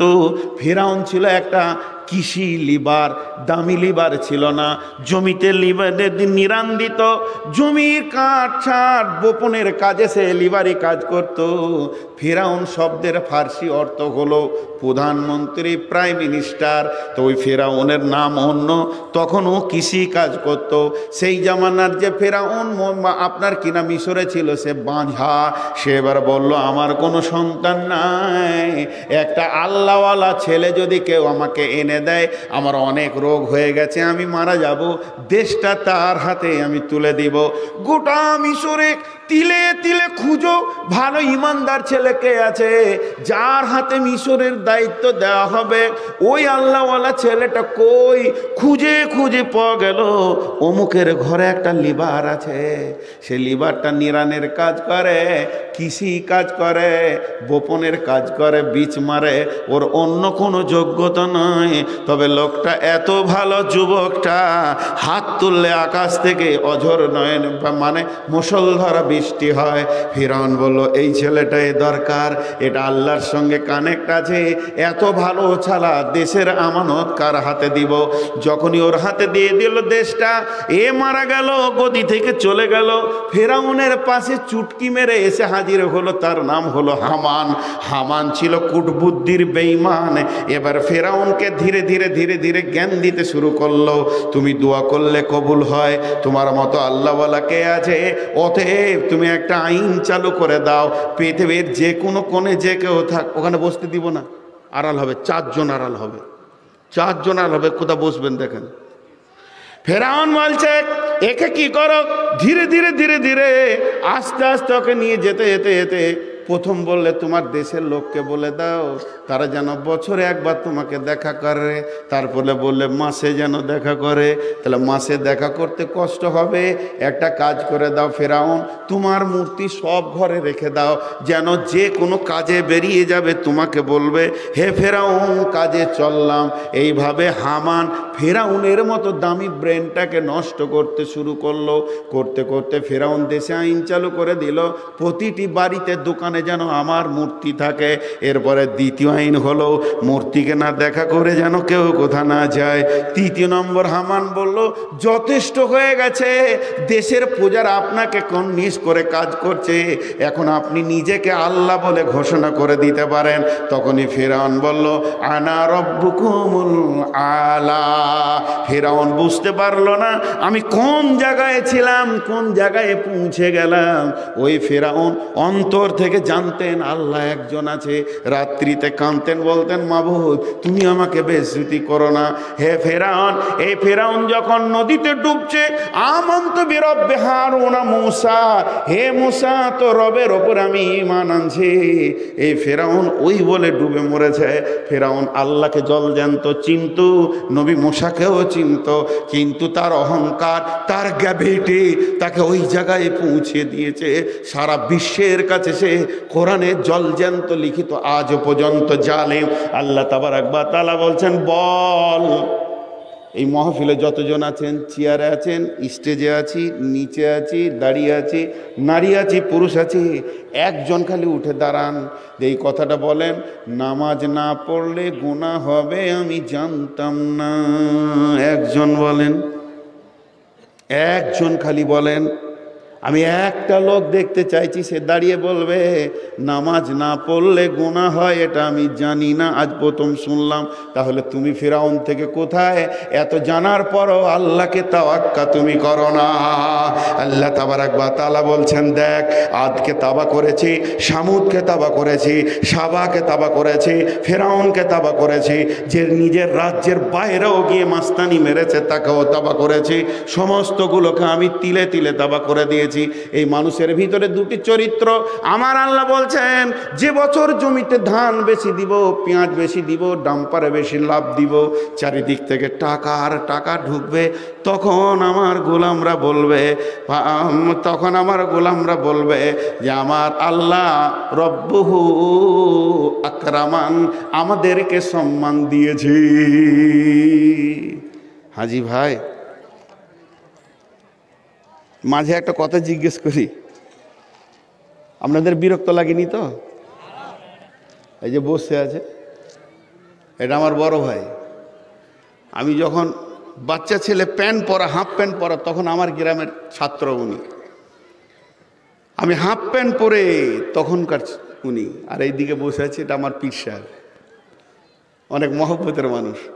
তা আমি যে কথা আপনাদের সামনে বলছি একটু ধরেন। উনি মনে মনে ভাবছে আদায় কখন করবে রে, মনে মনে ভাবছে, খালি জানটা কলবল করছে। তা হবে ইনশাল্লাহ, সবাই দেবেন। কিন্তু মানুষের দুটো চরিত্রকে আল্লাহ তুলে ধরেছেন। এই জায়গায় একটা দুটি কথা বলবো। এই দিনাজপুরে কালেকশন করছি মোটামুটি বছর 4 আগে, লকডাউনের আগে। ভাই আল্লাহর রাস্তে মাদ্রাসায় কিছু দেন, ভাই আল্লাহর রাস্তে মাদ্রাসায় কিছু দেন। তো একজন যুবক এসে বলছে, হুজুর 500 টাকা নেন, আমার আব্বা মায়ের জন্য দোয়া করবেন। তাই বললাম, ভাই 500 টাকা দিচ্ছেন, আপনি বড় চাষি মানুষ, 1000 টাকা দেন। তো ও মুখটাকে এরকম ভঙ্গি, তার মানে সেই বছর দিনাজপুরে এত বন্যা হয়েছিল, এমনও চাষি আছে তাকে একগুছিও ধান কাটতে হয়নি। ওইটা উনি বলছেন। ওই যখন এই কথাটা বললে, তখন আমি বলছি, ভাই একটা কথা জিজ্ঞেস করো? বলে হ্যাঁ। ক বছর পরে এই বন্যাটা হয়েছে ভয়াবহ? এর আগে হয়েছিল না প্রতি বছর হয়? বলছে না, মুরব্বীরা বলছে এটা 33 বছর পর হলো। ক বছর পর হলো বুঝতে পেরেছেন? 33 বছর পর হলো। তখন আমি বলছি, ভাই 32 বছর আল্লাহ আপনাকে দিয়েছে, 1 বছর খালি আল্লাহ নিয়েছে, তো এত প্যাঁও প্যাঁও করছেন কেন? বলছে তাহলে 2000 টাকা নেন। এবার ওর বুঝে এসছে আর কি, 500 থেকে 2000-এ চলে গেল। তা আপনাদেরকে একটা ছোট্ট ঘটনা শোনাই, গল্প আর কি। এই গল্পের ভিতরে জ্ঞান আছে, দুটো আয়াত এই গল্পের ভিতরে ঢুকে যাবে। আপনারা বিরক্ত হচ্ছেন না তো? হ্যাঁ, ছেড়ে দেবো? আপনারা বিরক্ত হচ্ছেন না তো? কমিটির লোক খালি হাত সুরসুর করছে যে টাকা কখন গুনবো, দিবেন তো কিছু? আর হ্যাঁ না বলে না, দিবেন তো কিছু? মাদ্রাসায় দিবেন না তো কোথায় দেবেন? গল্পটা শুনেন, গল্পের ভিতরে জ্ঞান। এক বাদশার আঙ্গুল কেটে গেছে, বাদশার একটা আঙ্গুল কেটে গেছে এই পর্যন্ত। তো গোটা দেশের লোক বাদশাকে সমবেদনা জানাচ্ছে। উঠবেন না চাচা, উঠছেন কেন গো? কি হলো? আমার উপরে রাগ করে আপনি উঠে পালাবেন কেন? মা বোনেরা উঠিয়েন না, গল্পটা মন দিয়ে শুনেন। তো এই আঙ্গুলটা কেটে গেছে, তা দেশের পূজারা এসে রাজাকে দেখা করছে। রাজা মৌনভাবে বসে আছে, সকালে মন খারাপ, আঙ্গুল কেটে গেছে। পূজারা এসে বলছে, হুজুর আপনার আঙ্গুলের থেকে আমার কলজের দাম কম, কলজেটা কেটে গেলে শান্তি পেতাম, কিন্তু আপনার আঙ্গুল কেন কেটে গেল? আচ্ছা এইগুলো কি সত্য কথা না নাটক করছে? হ্যাঁ, মালের ভয় নাটক করছে, কিছু পাবো। বাদশা শুনিয়ে যেছে। মন্ত্রী গেছিল বিদেশে, রাতে এসছে, বিবির কাছে শুনেছে যে বাদশার আঙ্গুল কেটে গেছে। সকালে মন্ত্রী আল্লাহওয়ালা মানুষ তো, সকালে মন্ত্রী যাচ্ছে, দেখছে বাদশাহ মন ভারী করে বসে আছে। গিয়ে বলছে, আসসালামু আলাইকুম। ওয়ালাইকুম আসসালাম। হুজুর আপনার হাত দুটা দেখি। দেখ কেটে গেল রে। তো মন্ত্রী বলছে আলহামদুলিল্লাহ। আচ্ছা আলহামদুলিল্লাহ বলবে না ইন্নালিল্লাহ? আর যেই বলেছে আলহামদুলিল্লাহ, বাদশাহ চুমকি উঠেছে। আমার আঙ্গুল কেটেছে, তুই আলহামদুলিল্লাহ? আর তুই আবার আমার মন্ত্রী? ওই প্রহরী কর, জেলের তালা খোল, ভর একে জাল্লাদ, ওকে কতল করা হবে। মন্ত্রী বাদশার শুধু এত বড় প্রতারণা, এর মন বিরক্ত হয়ে সঙ্গে সঙ্গে ওকে জেলখানায় ভরে দিয়ে তালা মেরে দিল। পরশু দিন তোকে কতল করা হবে, লিখে দে পরোয়ানা, মোহরি লিখে দিল। এবার বাদশাহ বলছে, ওকে নিয়ে সব জায়গায় ঘুরতে যেত, যেখানেই যেত মন্ত্রী, তোকে ভরে দিয়ে তালা। বাদশাহ একাই বেরিয়ে পড়লো বন্দুক নিয়ে, তীর নিয়ে শিকার করতে হরিণ জঙ্গলের ভিতরে। ঘোড়া দৌড়ছে, যেতে গভীর জঙ্গলে গিয়ে বাদশা রাস্তা ভুল করে দিয়েছে, সোজা চলে গেছে মনে করলেন আন্দামানে। আন্দামানে মানুষে মানুষ খায়, আমাদের দেশে আন্দামানে মানুষে মানুষ খায় কি খায় না? আসামে পার হয়ে আন্দামান। এবার ওই রকম জায়গায় বাদশা চলে গেছে। কিছু সেই লোক যারা থাকে গ্যারো, যারা মানুষে মানুষ খায়, ওরা বাদশাকে ঘেরে ধরে নিয়েছে। মালটা তো খুব ভালো হবে, বাস বাদশাকে বেঁধে নিয়ে ঘোড়া সহ চলে গেল নিজের গ্রামে। এবার মনে মনে বলছে কি সুন্দর দেখতে মানুষ, মাংসগুলো ভালো হবে, চর্বি ভালো হবে। সন্ধ্যাবেলায় বসে বসে গল্প করছে, কালকে বিরিয়ানি বানাবি না তাহারি বানাবি বল, এত দামি মাল পেয়েছি। বাদশাহ তো মনে মনে ভাবছে আর উপায় নাই, আমার জান চলে যাবে, আমার জান চলে যাবে, উপায় নাই। এবার বাদশাহ মনে মনে ভাবছে কি হবে। ওখানে আলোচনা চলছে, সমস্ত কিছু হাঁড়ি তাহলা সব রেডি হচ্ছে, মাল মেটেরিয়ালস আসছে, কালকে ওকে কাটা হবে বাদশাকে। বাদশাহ দেখে নিল আর আমার উপায় নেই। সকালবেলায় একদিকে চুলোর কাজ চলছে, হাঁড়ি ধোয়া চলছে, মশলা খটাং খটাং করে রেডি করছে। এবারে বাদশাকে কাটার জন্য নিয়ে গেল। দেবদেবী রাবণের পূজা করে, রাবণের সামনে ওকে কতল করে পিস পিস বানাবে। ওর হাত দুটোকে যখন পেছন দিকে এমনি করে বাঁধতে গেছে, তখন দেখছে একটা আঙুল কাটা, একটা আঙুল কাটা। বলছে দাঁড়া রে, আঙুল কাটা মালটা কি আছে কে জানে, লক্ষণ কি চলছে, পুরোহিতকে জিজ্ঞেস কর। মন্দিরে বসে আছে পুরোহিত। পুরোহিত, হে আমাদের দেব ঠাকুর, এই লোকটাকে কাটার জন্য এনেছি, কিন্তু বাম হাতে তর্জনী আঙুল কাটা। পুরোহিত বলছে দাঁড়া লক্ষণ দেখি। বিড়বিড় বিড়বিড় করে মন্ত্র পড়ে বলছে আজকে কি বার? বলে শনিবার। বলে শনিবার ধরেছো, রবিবার কাটছো, জোরে ওর যে আঙুলটা কাটা আছে ওকে যদি তোমরা কেটে দাও বংশ ধ্বংস হয়ে যাবে। দে ছেড়ে দে, যেখান থেকে এনেছিল ওইখানে ছেড়ে দিয়াই। চলে গেল জঙ্গলে সেই ঘোড়া নিয়ে ছাড়তে। বাদশা দ্রুত গতিতে ঘোড়া ডাকিয়ে নিয়ে এসে বলছে জাল্লাদ রে, তাড়াতাড়ি করে জেলখানাটা খুলে দে, মন্ত্রীকে বার করে দে। আজকে আমার আঙ্গুলটা কাটা ছিল বলি জানে বেঁচে গেলাম। যে আলহামদুলিল্লাহ বলেছে তো ঠিক বলেছে। মন্ত্রীকে বলছে তুমি যে আলহামদুলিল্লাহ বলেছো, ওটা আজকে আমার বুঝে এলো। এই আঙ্গুলটা যদি কাটা না থাকতো তো আজকে আমি বিরানি হয়ে যেতাম রে। যাক বেঁচে গেলাম। তো মন্ত্রীকে এবার জিজ্ঞেস করছে তুমি আলহামদুলিল্লাহ বললে কেন, এটা বলো তো। তখনও বলছে হুজুর আলহামদুলিল্লাহ বলার কারণ আপনার হাতে 20খানা আঙ্গুল আছে, তার মধ্যে আল্লাহ একটা নিয়েছে, 19খানা আপনার ভাগে রেখেছে। এর জন্য আমি আলহামদুলিল্লাহ বলেছিলাম যে আমার বাদশার ভাগে আছে 19খানা, আল্লাহ নিয়েছে 1খানা। অতএব আল্লাহ কখনো মাল দেবে কখনো মাল নিবে, দুই অবস্থায় মুমিন আলহামদুলিল্লাহ বলবে। মুমিন কোনোদিন ইন্নালিল্লাহ আর হাহুতাস করবে না, রুজির মালিক তো আল্লাহ। তখন মন্ত্রী বলছে বাদশা মশাই, আল্লাহ আপনার হায়াত দারাজ করুক, আপনি আমাকে জেলে ভরে তালা মেরেছিলেন, এটাও আলহামদুলিল্লাহ। আপনি যদি জেলে ভরে তালা না মারতেন তো শিকারে তো আপনার সঙ্গে আমি যেতাম, আপনাকে ছেড়ে দিলে আমাকে তো ছাড়তো না। এই জেলটাও আমার জন্যে আলহামদুলিল্লাহ।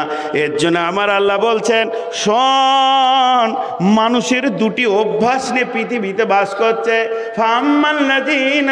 ফাম্মাল ইনসানু ইযা মাবতালাহু রাব্বুহু ফাআকরামাহু ওয়া না'মাহু ফায়াকুলু রাব্বি আকরামান ওয়া আম্মা ইযা মাবতালাহু ফাকাদারা আলাইহি রিজকাহু ফায়াকুলু রাব্বি আহনান। আমি যখন তাদেরকে মাল দিই তারা বলে আল্লাহ ইজ্জত দিয়েছে, আর যখন তাদেরকে মাল আমি কমিয়ে দিই তারা বলে আল্লাহ বেইজ্জতি করেছে। না, আমি কাউকে তো বেইজ্জতি করি না রে, আমি রব অমনটা নয়, বরং আমি তোদেরকে ওদেরকে মাল কমিয়েও পরীক্ষা করি। কখনো খেয়ে যদি তোর শরীর ঠিক থাকে খাবি, না খেয়ে যদি শরীর ঠিক থাকে তো না খেয়ে তুই সুস্থতা অবলম্বন করবি। তাহলে আল্লাহ প্রথম দিকে কসম খেলেন, তারপরে বললেন তোর বিবেকের চেতনতা ফেরা, বেঈমানদের মতো তুই ঘুরে বেড়াবি না, আমার বিরুদ্ধে শুকরিয়া আদায় করবি, বিরুদ্ধে কথা বলবি না। তারপরে আমার আল্লাহ বলছেন কাল্লা বাল্লা তুকরিমুনাল ইয়াতীম ওয়ালা তাহাজ্জুনা আলা তামিল মিসকিন ওয়া তাকুলুনাত তুরাসা আকালাল লাম্মা ওয়া তুহিব্বুনাল মালা হুব্বান জাম্মা। খবরদার, এতিমকে তোরা, এতিমকে কেন সম্মান করিস না? এতিমকে যতদিন তোরা সম্মান করতে থাকবি, ফিরাউনের চাল তোদের কাছ থেকে চলে যাবে, আজ সামুদের চাল চলে যাবে। মানুষ যখন এতিমের দিকে তাকাবে তখন সে কি বুঝবে? আমার দিকে একবার তাকান। আপনি রাস্তায় হাঁটছেন, একটা ছেলে কাঁদছে, আপনি জিজ্ঞেস করলেন বাবা, আমার দিকে আপনারা ধ্যানের সঙ্গে তাকাচ্ছেন তো? একবার বলেন হ্যাঁ বলেন। তাকান। আপনি রাস্তায় হাঁটছেন, একটা ছেলে দাঁড়িয়ে আছে, মাসুম বাচ্চা, কাঁদছে করে, চোখ টেনে টেনে কাঁদছে।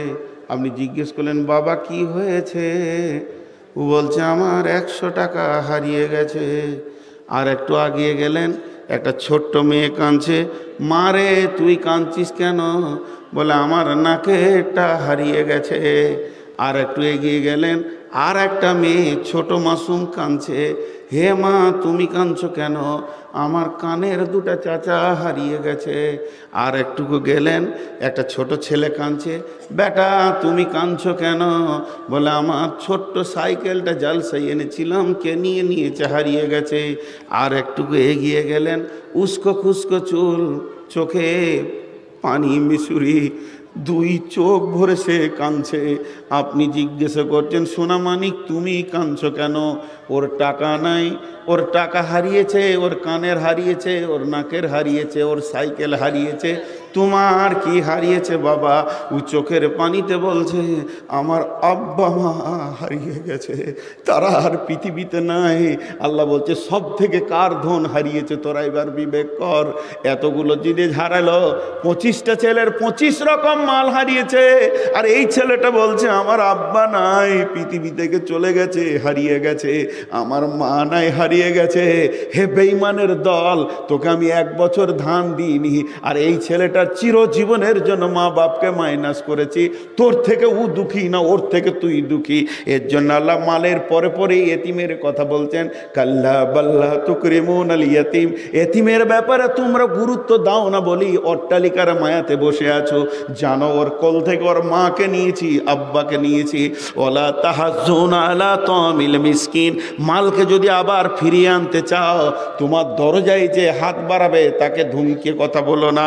ওয়ালা তাহাজ্জুনা আলা তামিল মিসকিন ওয়া তাকুলুনা তুরাসা আকলাল লাম্মা।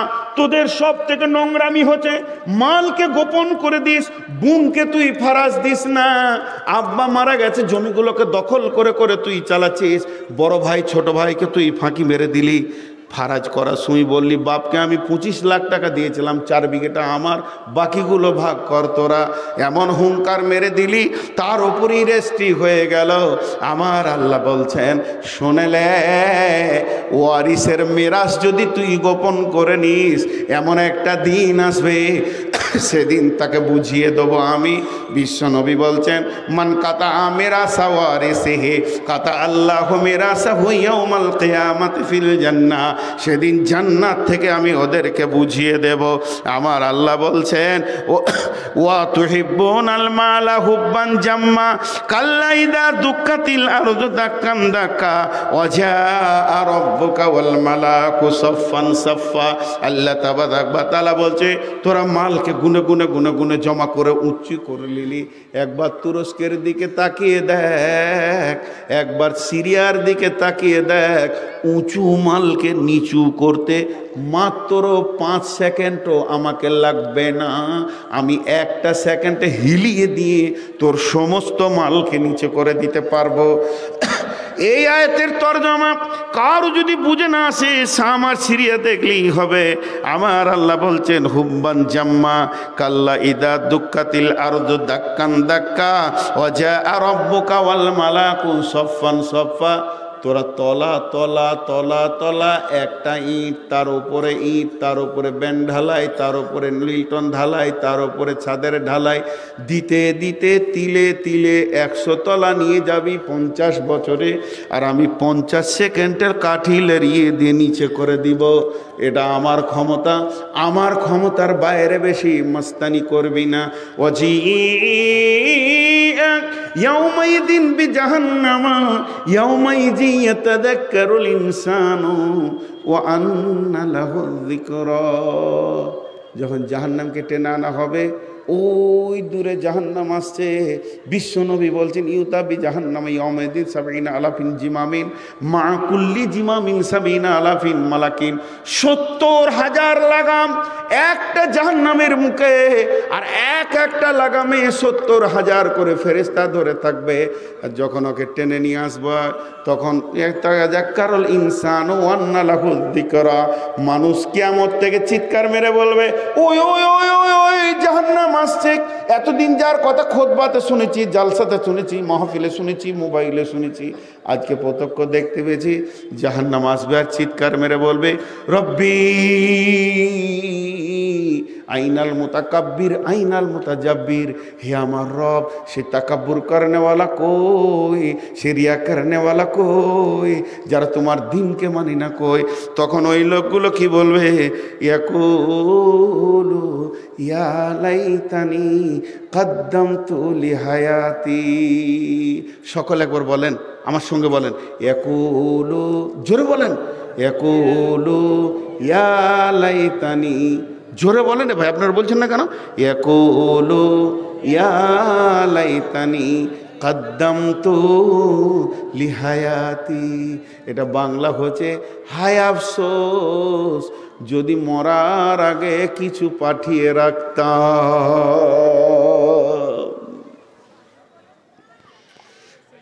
গোটা সূরাটাকে আবার 1 মিনিটে বলবো, একবার ছোট করে দিব, ধ্যান দিয়ে শুনেন। এই কথাগুলো আমার বলা হয়ে গেছে।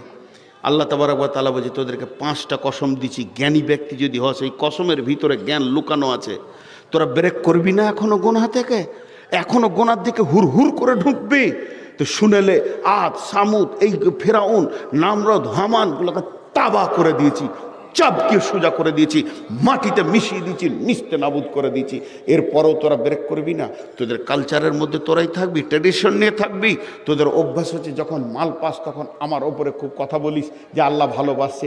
যেদিন আমি ব্রেক করি, একটু তোদেরকে একটু একটু চাপ দিই, তখনই আমার বিরুদ্ধে তোদের মুখ খুলে যায়। কেন সবর হয় না, কেন শুকরিয়া হয় না? শুনেলে এতিমকে একবার তাকিয়ে দেখ, এতিমের দিকে তাকালে তোর বিবেকের দরজার চাবিটা কট করে খুলে যাবে। সর্বস্ব হারা তো এতিম, মা নাই, আব্বা নাই, পৃথিবীর মূলধন নাই, তাহলে ওর জীবনটা চলছে, আমার কেন চলবে না? মালকে গুনে গুনে জমা করবি, থাক থাক করবি, আকাশচুম্বী বিল্ডিং করবি, ধ্বংস করে দেবো একবার পৃথিবীকে লড়িয়ে।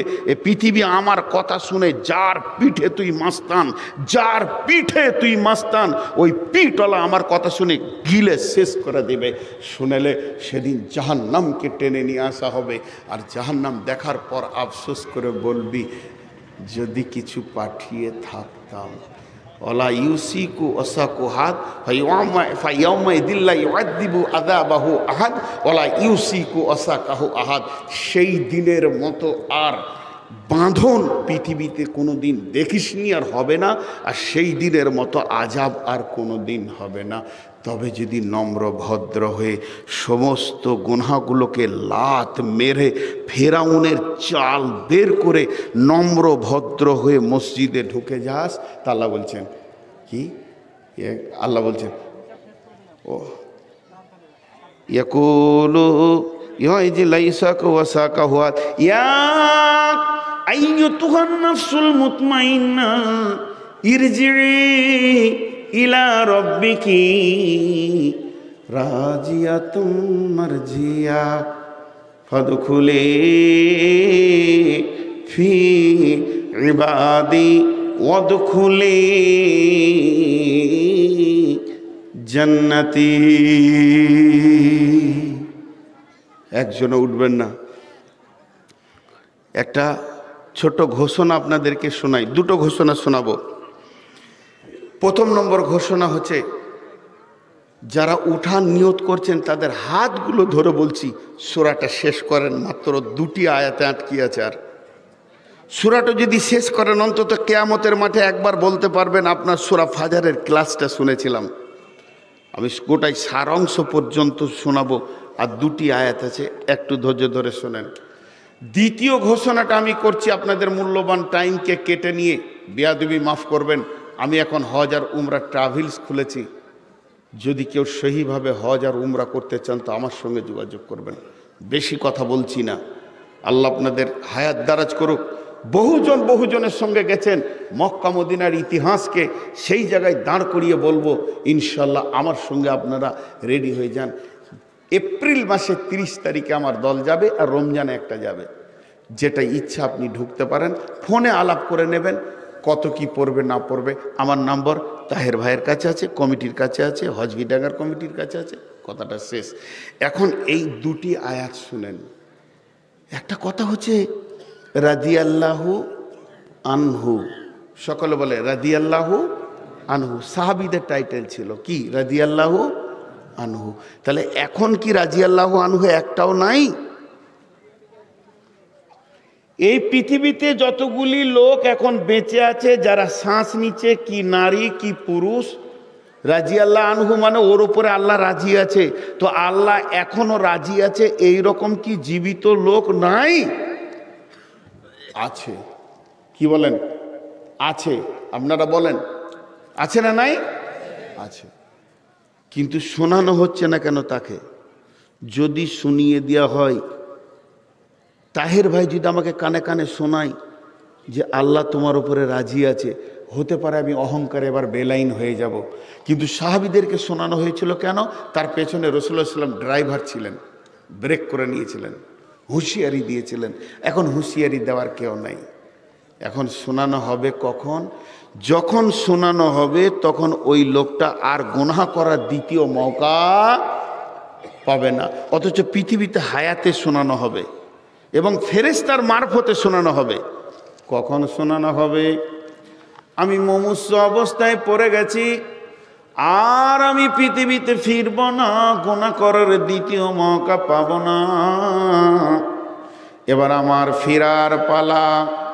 রব্বুল আলামিন তার আজরাইলকে পাঠাবে। আজরাইল, নূর মোহাম্মদকে এবার নিয়ে চলে আয়। ওই ফেরেশতা এসে তার কানে বলবে, তাকে তাসাল্লি দেবে, তাকে সাহস দেবে, পরকালে জাহান্নাম থেকে মুক্তি পেয়েছে হিসাব শুনিয়ে দেবে। ওই লোকটা মরার 2-5 সেকেন্ড আগে শুনতে পাবে। ফেরেশতা তার কানে বলবে, ইয়া আইয়ুতুহান নাফসুল মুতমাইন্না, হে ভালো আত্মা, ইরজিই, ফিরে চলো, ইলা রব্বিকি রাজিয়াতাম মারজিয়া, ওই রবের দিকে যে রব তোমার উপরে রাজি আছে, তুমিও তাকে রাজি রেখেছো। অতএব রাদিয়াল্লাহু আনহু তুমি হয়ে গেলে। ফাদখুলি ফি ইবাদি, ঢুকে যাও তুমি তার গোলামের ভিতরে। ওয়াদখুলি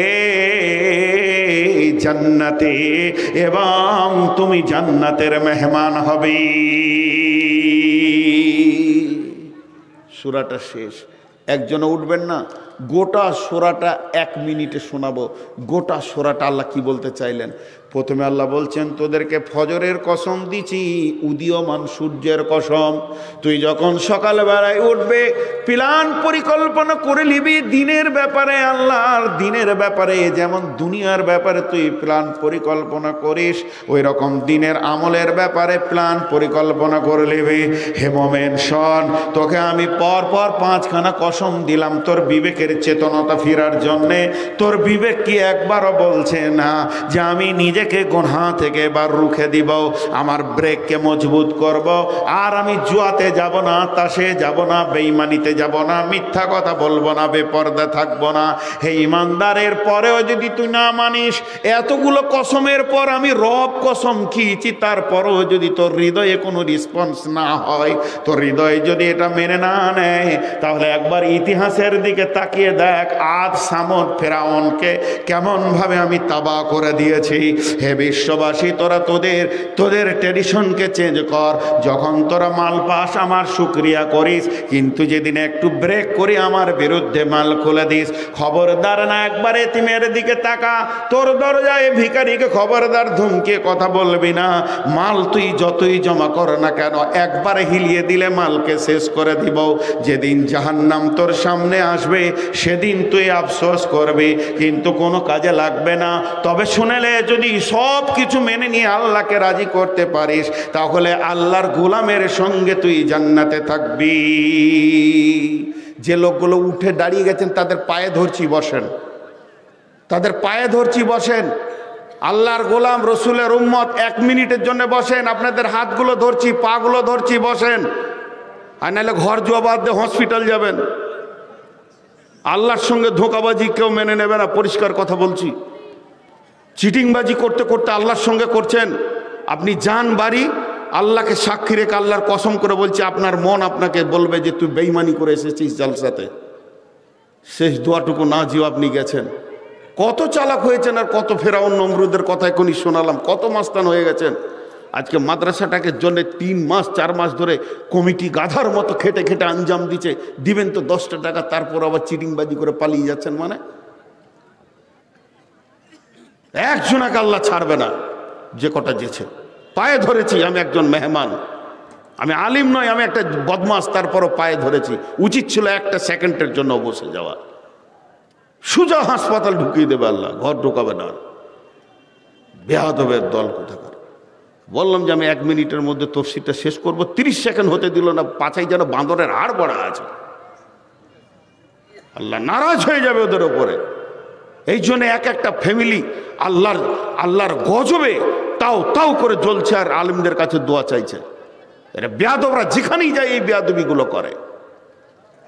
মা বোনের একজনও উঠবেন না। আমি আর ক্লিয়ারভাবে গোটা সূরাটা শোনাতে পারলাম না, এর জন্য দুঃখিত। আগামী কয়েকদিন পরই হজবিডাঙ্গাতে আসবেন, ইনশাল্লাহ ওখানে বিষয় আলাদা থাকবে।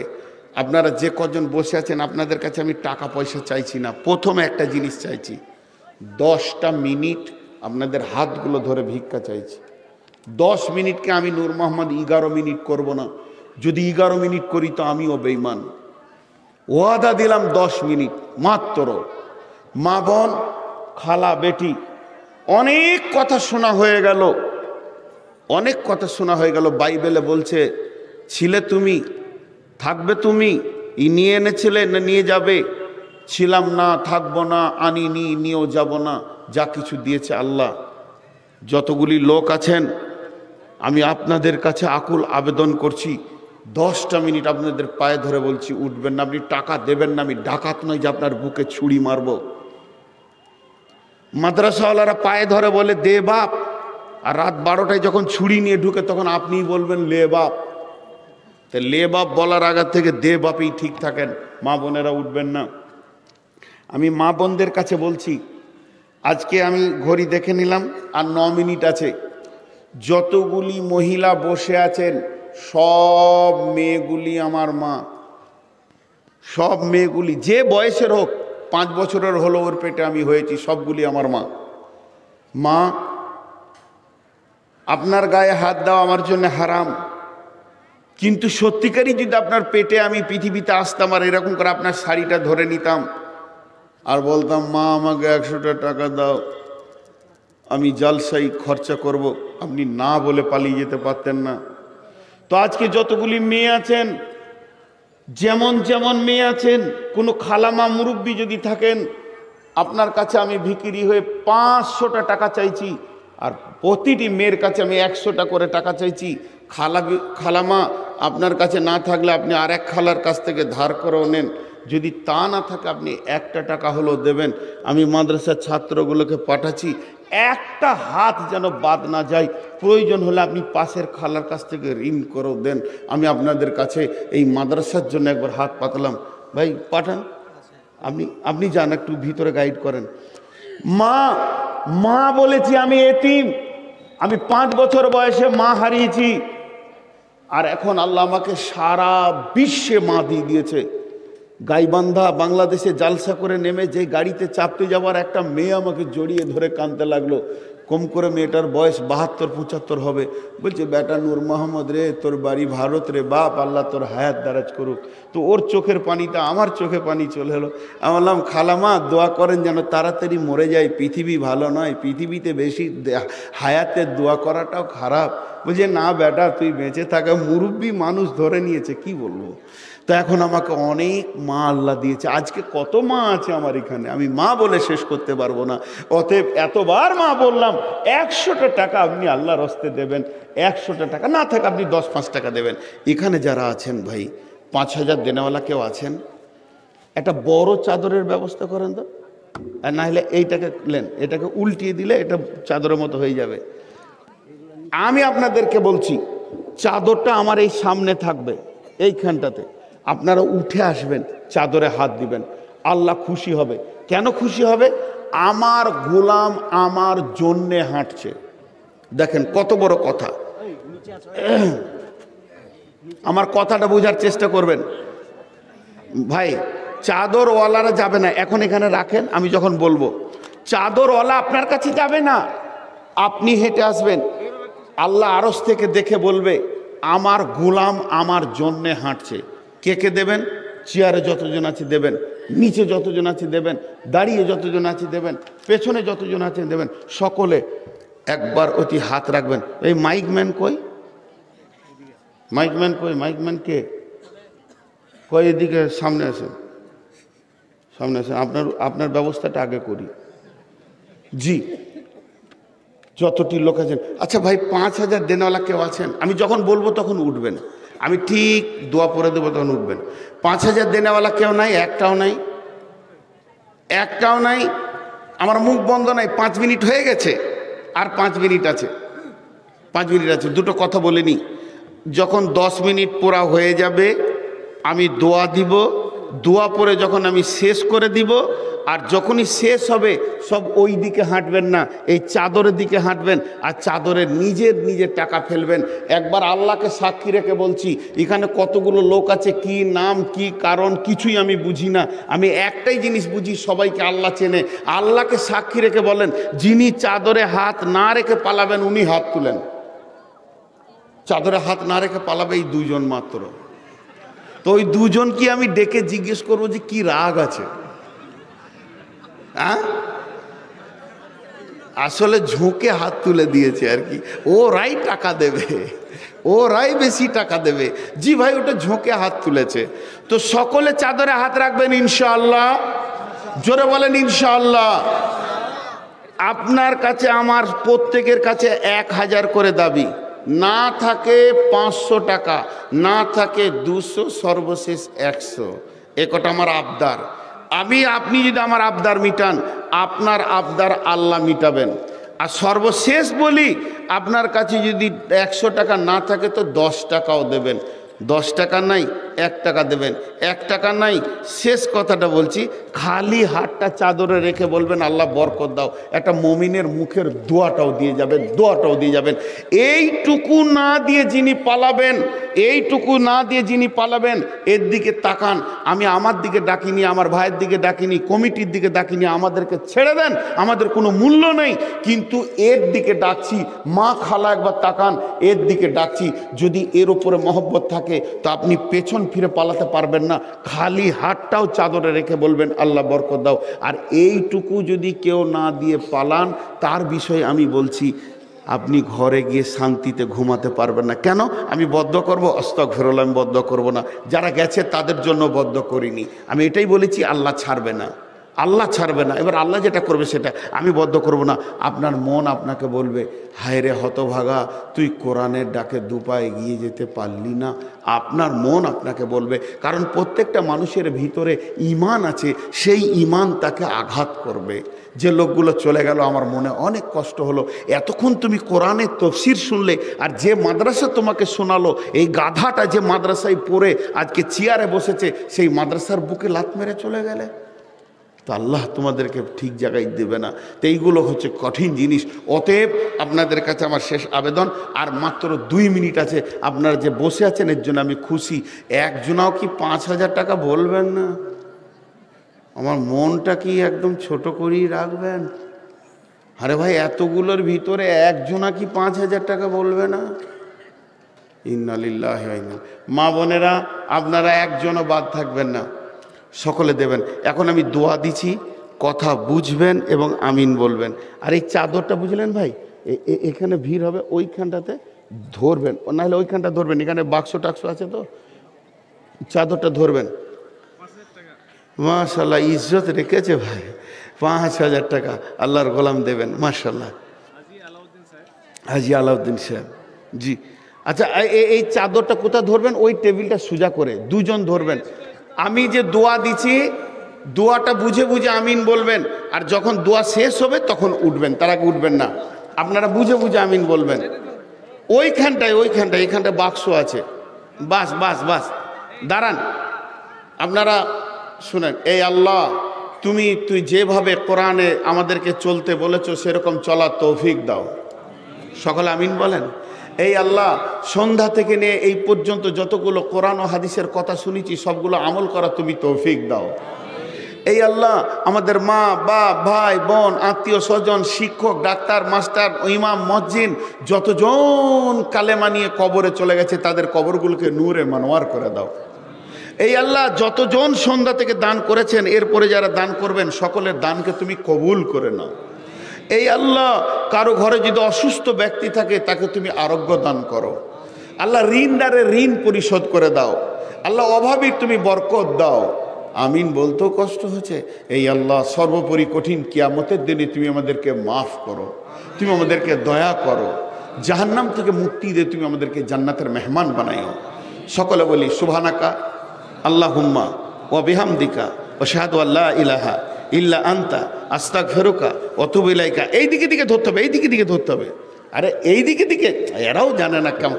সকলে উঠেন ভাই, একদম চাদরে দিতে থাকেন, নিজের হাতে দেবেন, কেউ কারো হাত দিয়ে পাঠাবেন না। আমি দোয়া দিতে থাকি।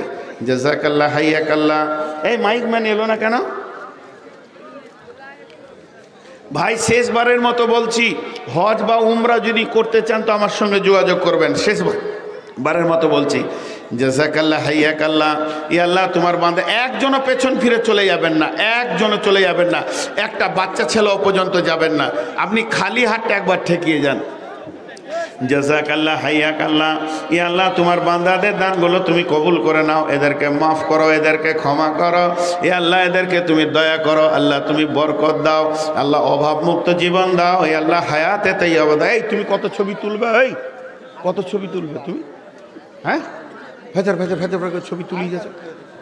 রব্বুল আলামিন, তোমার বান্দাদেরকে আল্লাহ তুমি কবুল করো, এদের দানগুলোকে কবুল করো, এদেরকে হায়াতে তাইয়্যিবা দাও, রুজি রোজগারে বরকত দাও, হালাল উপার্জন করা তুমি তৌফিক দাও।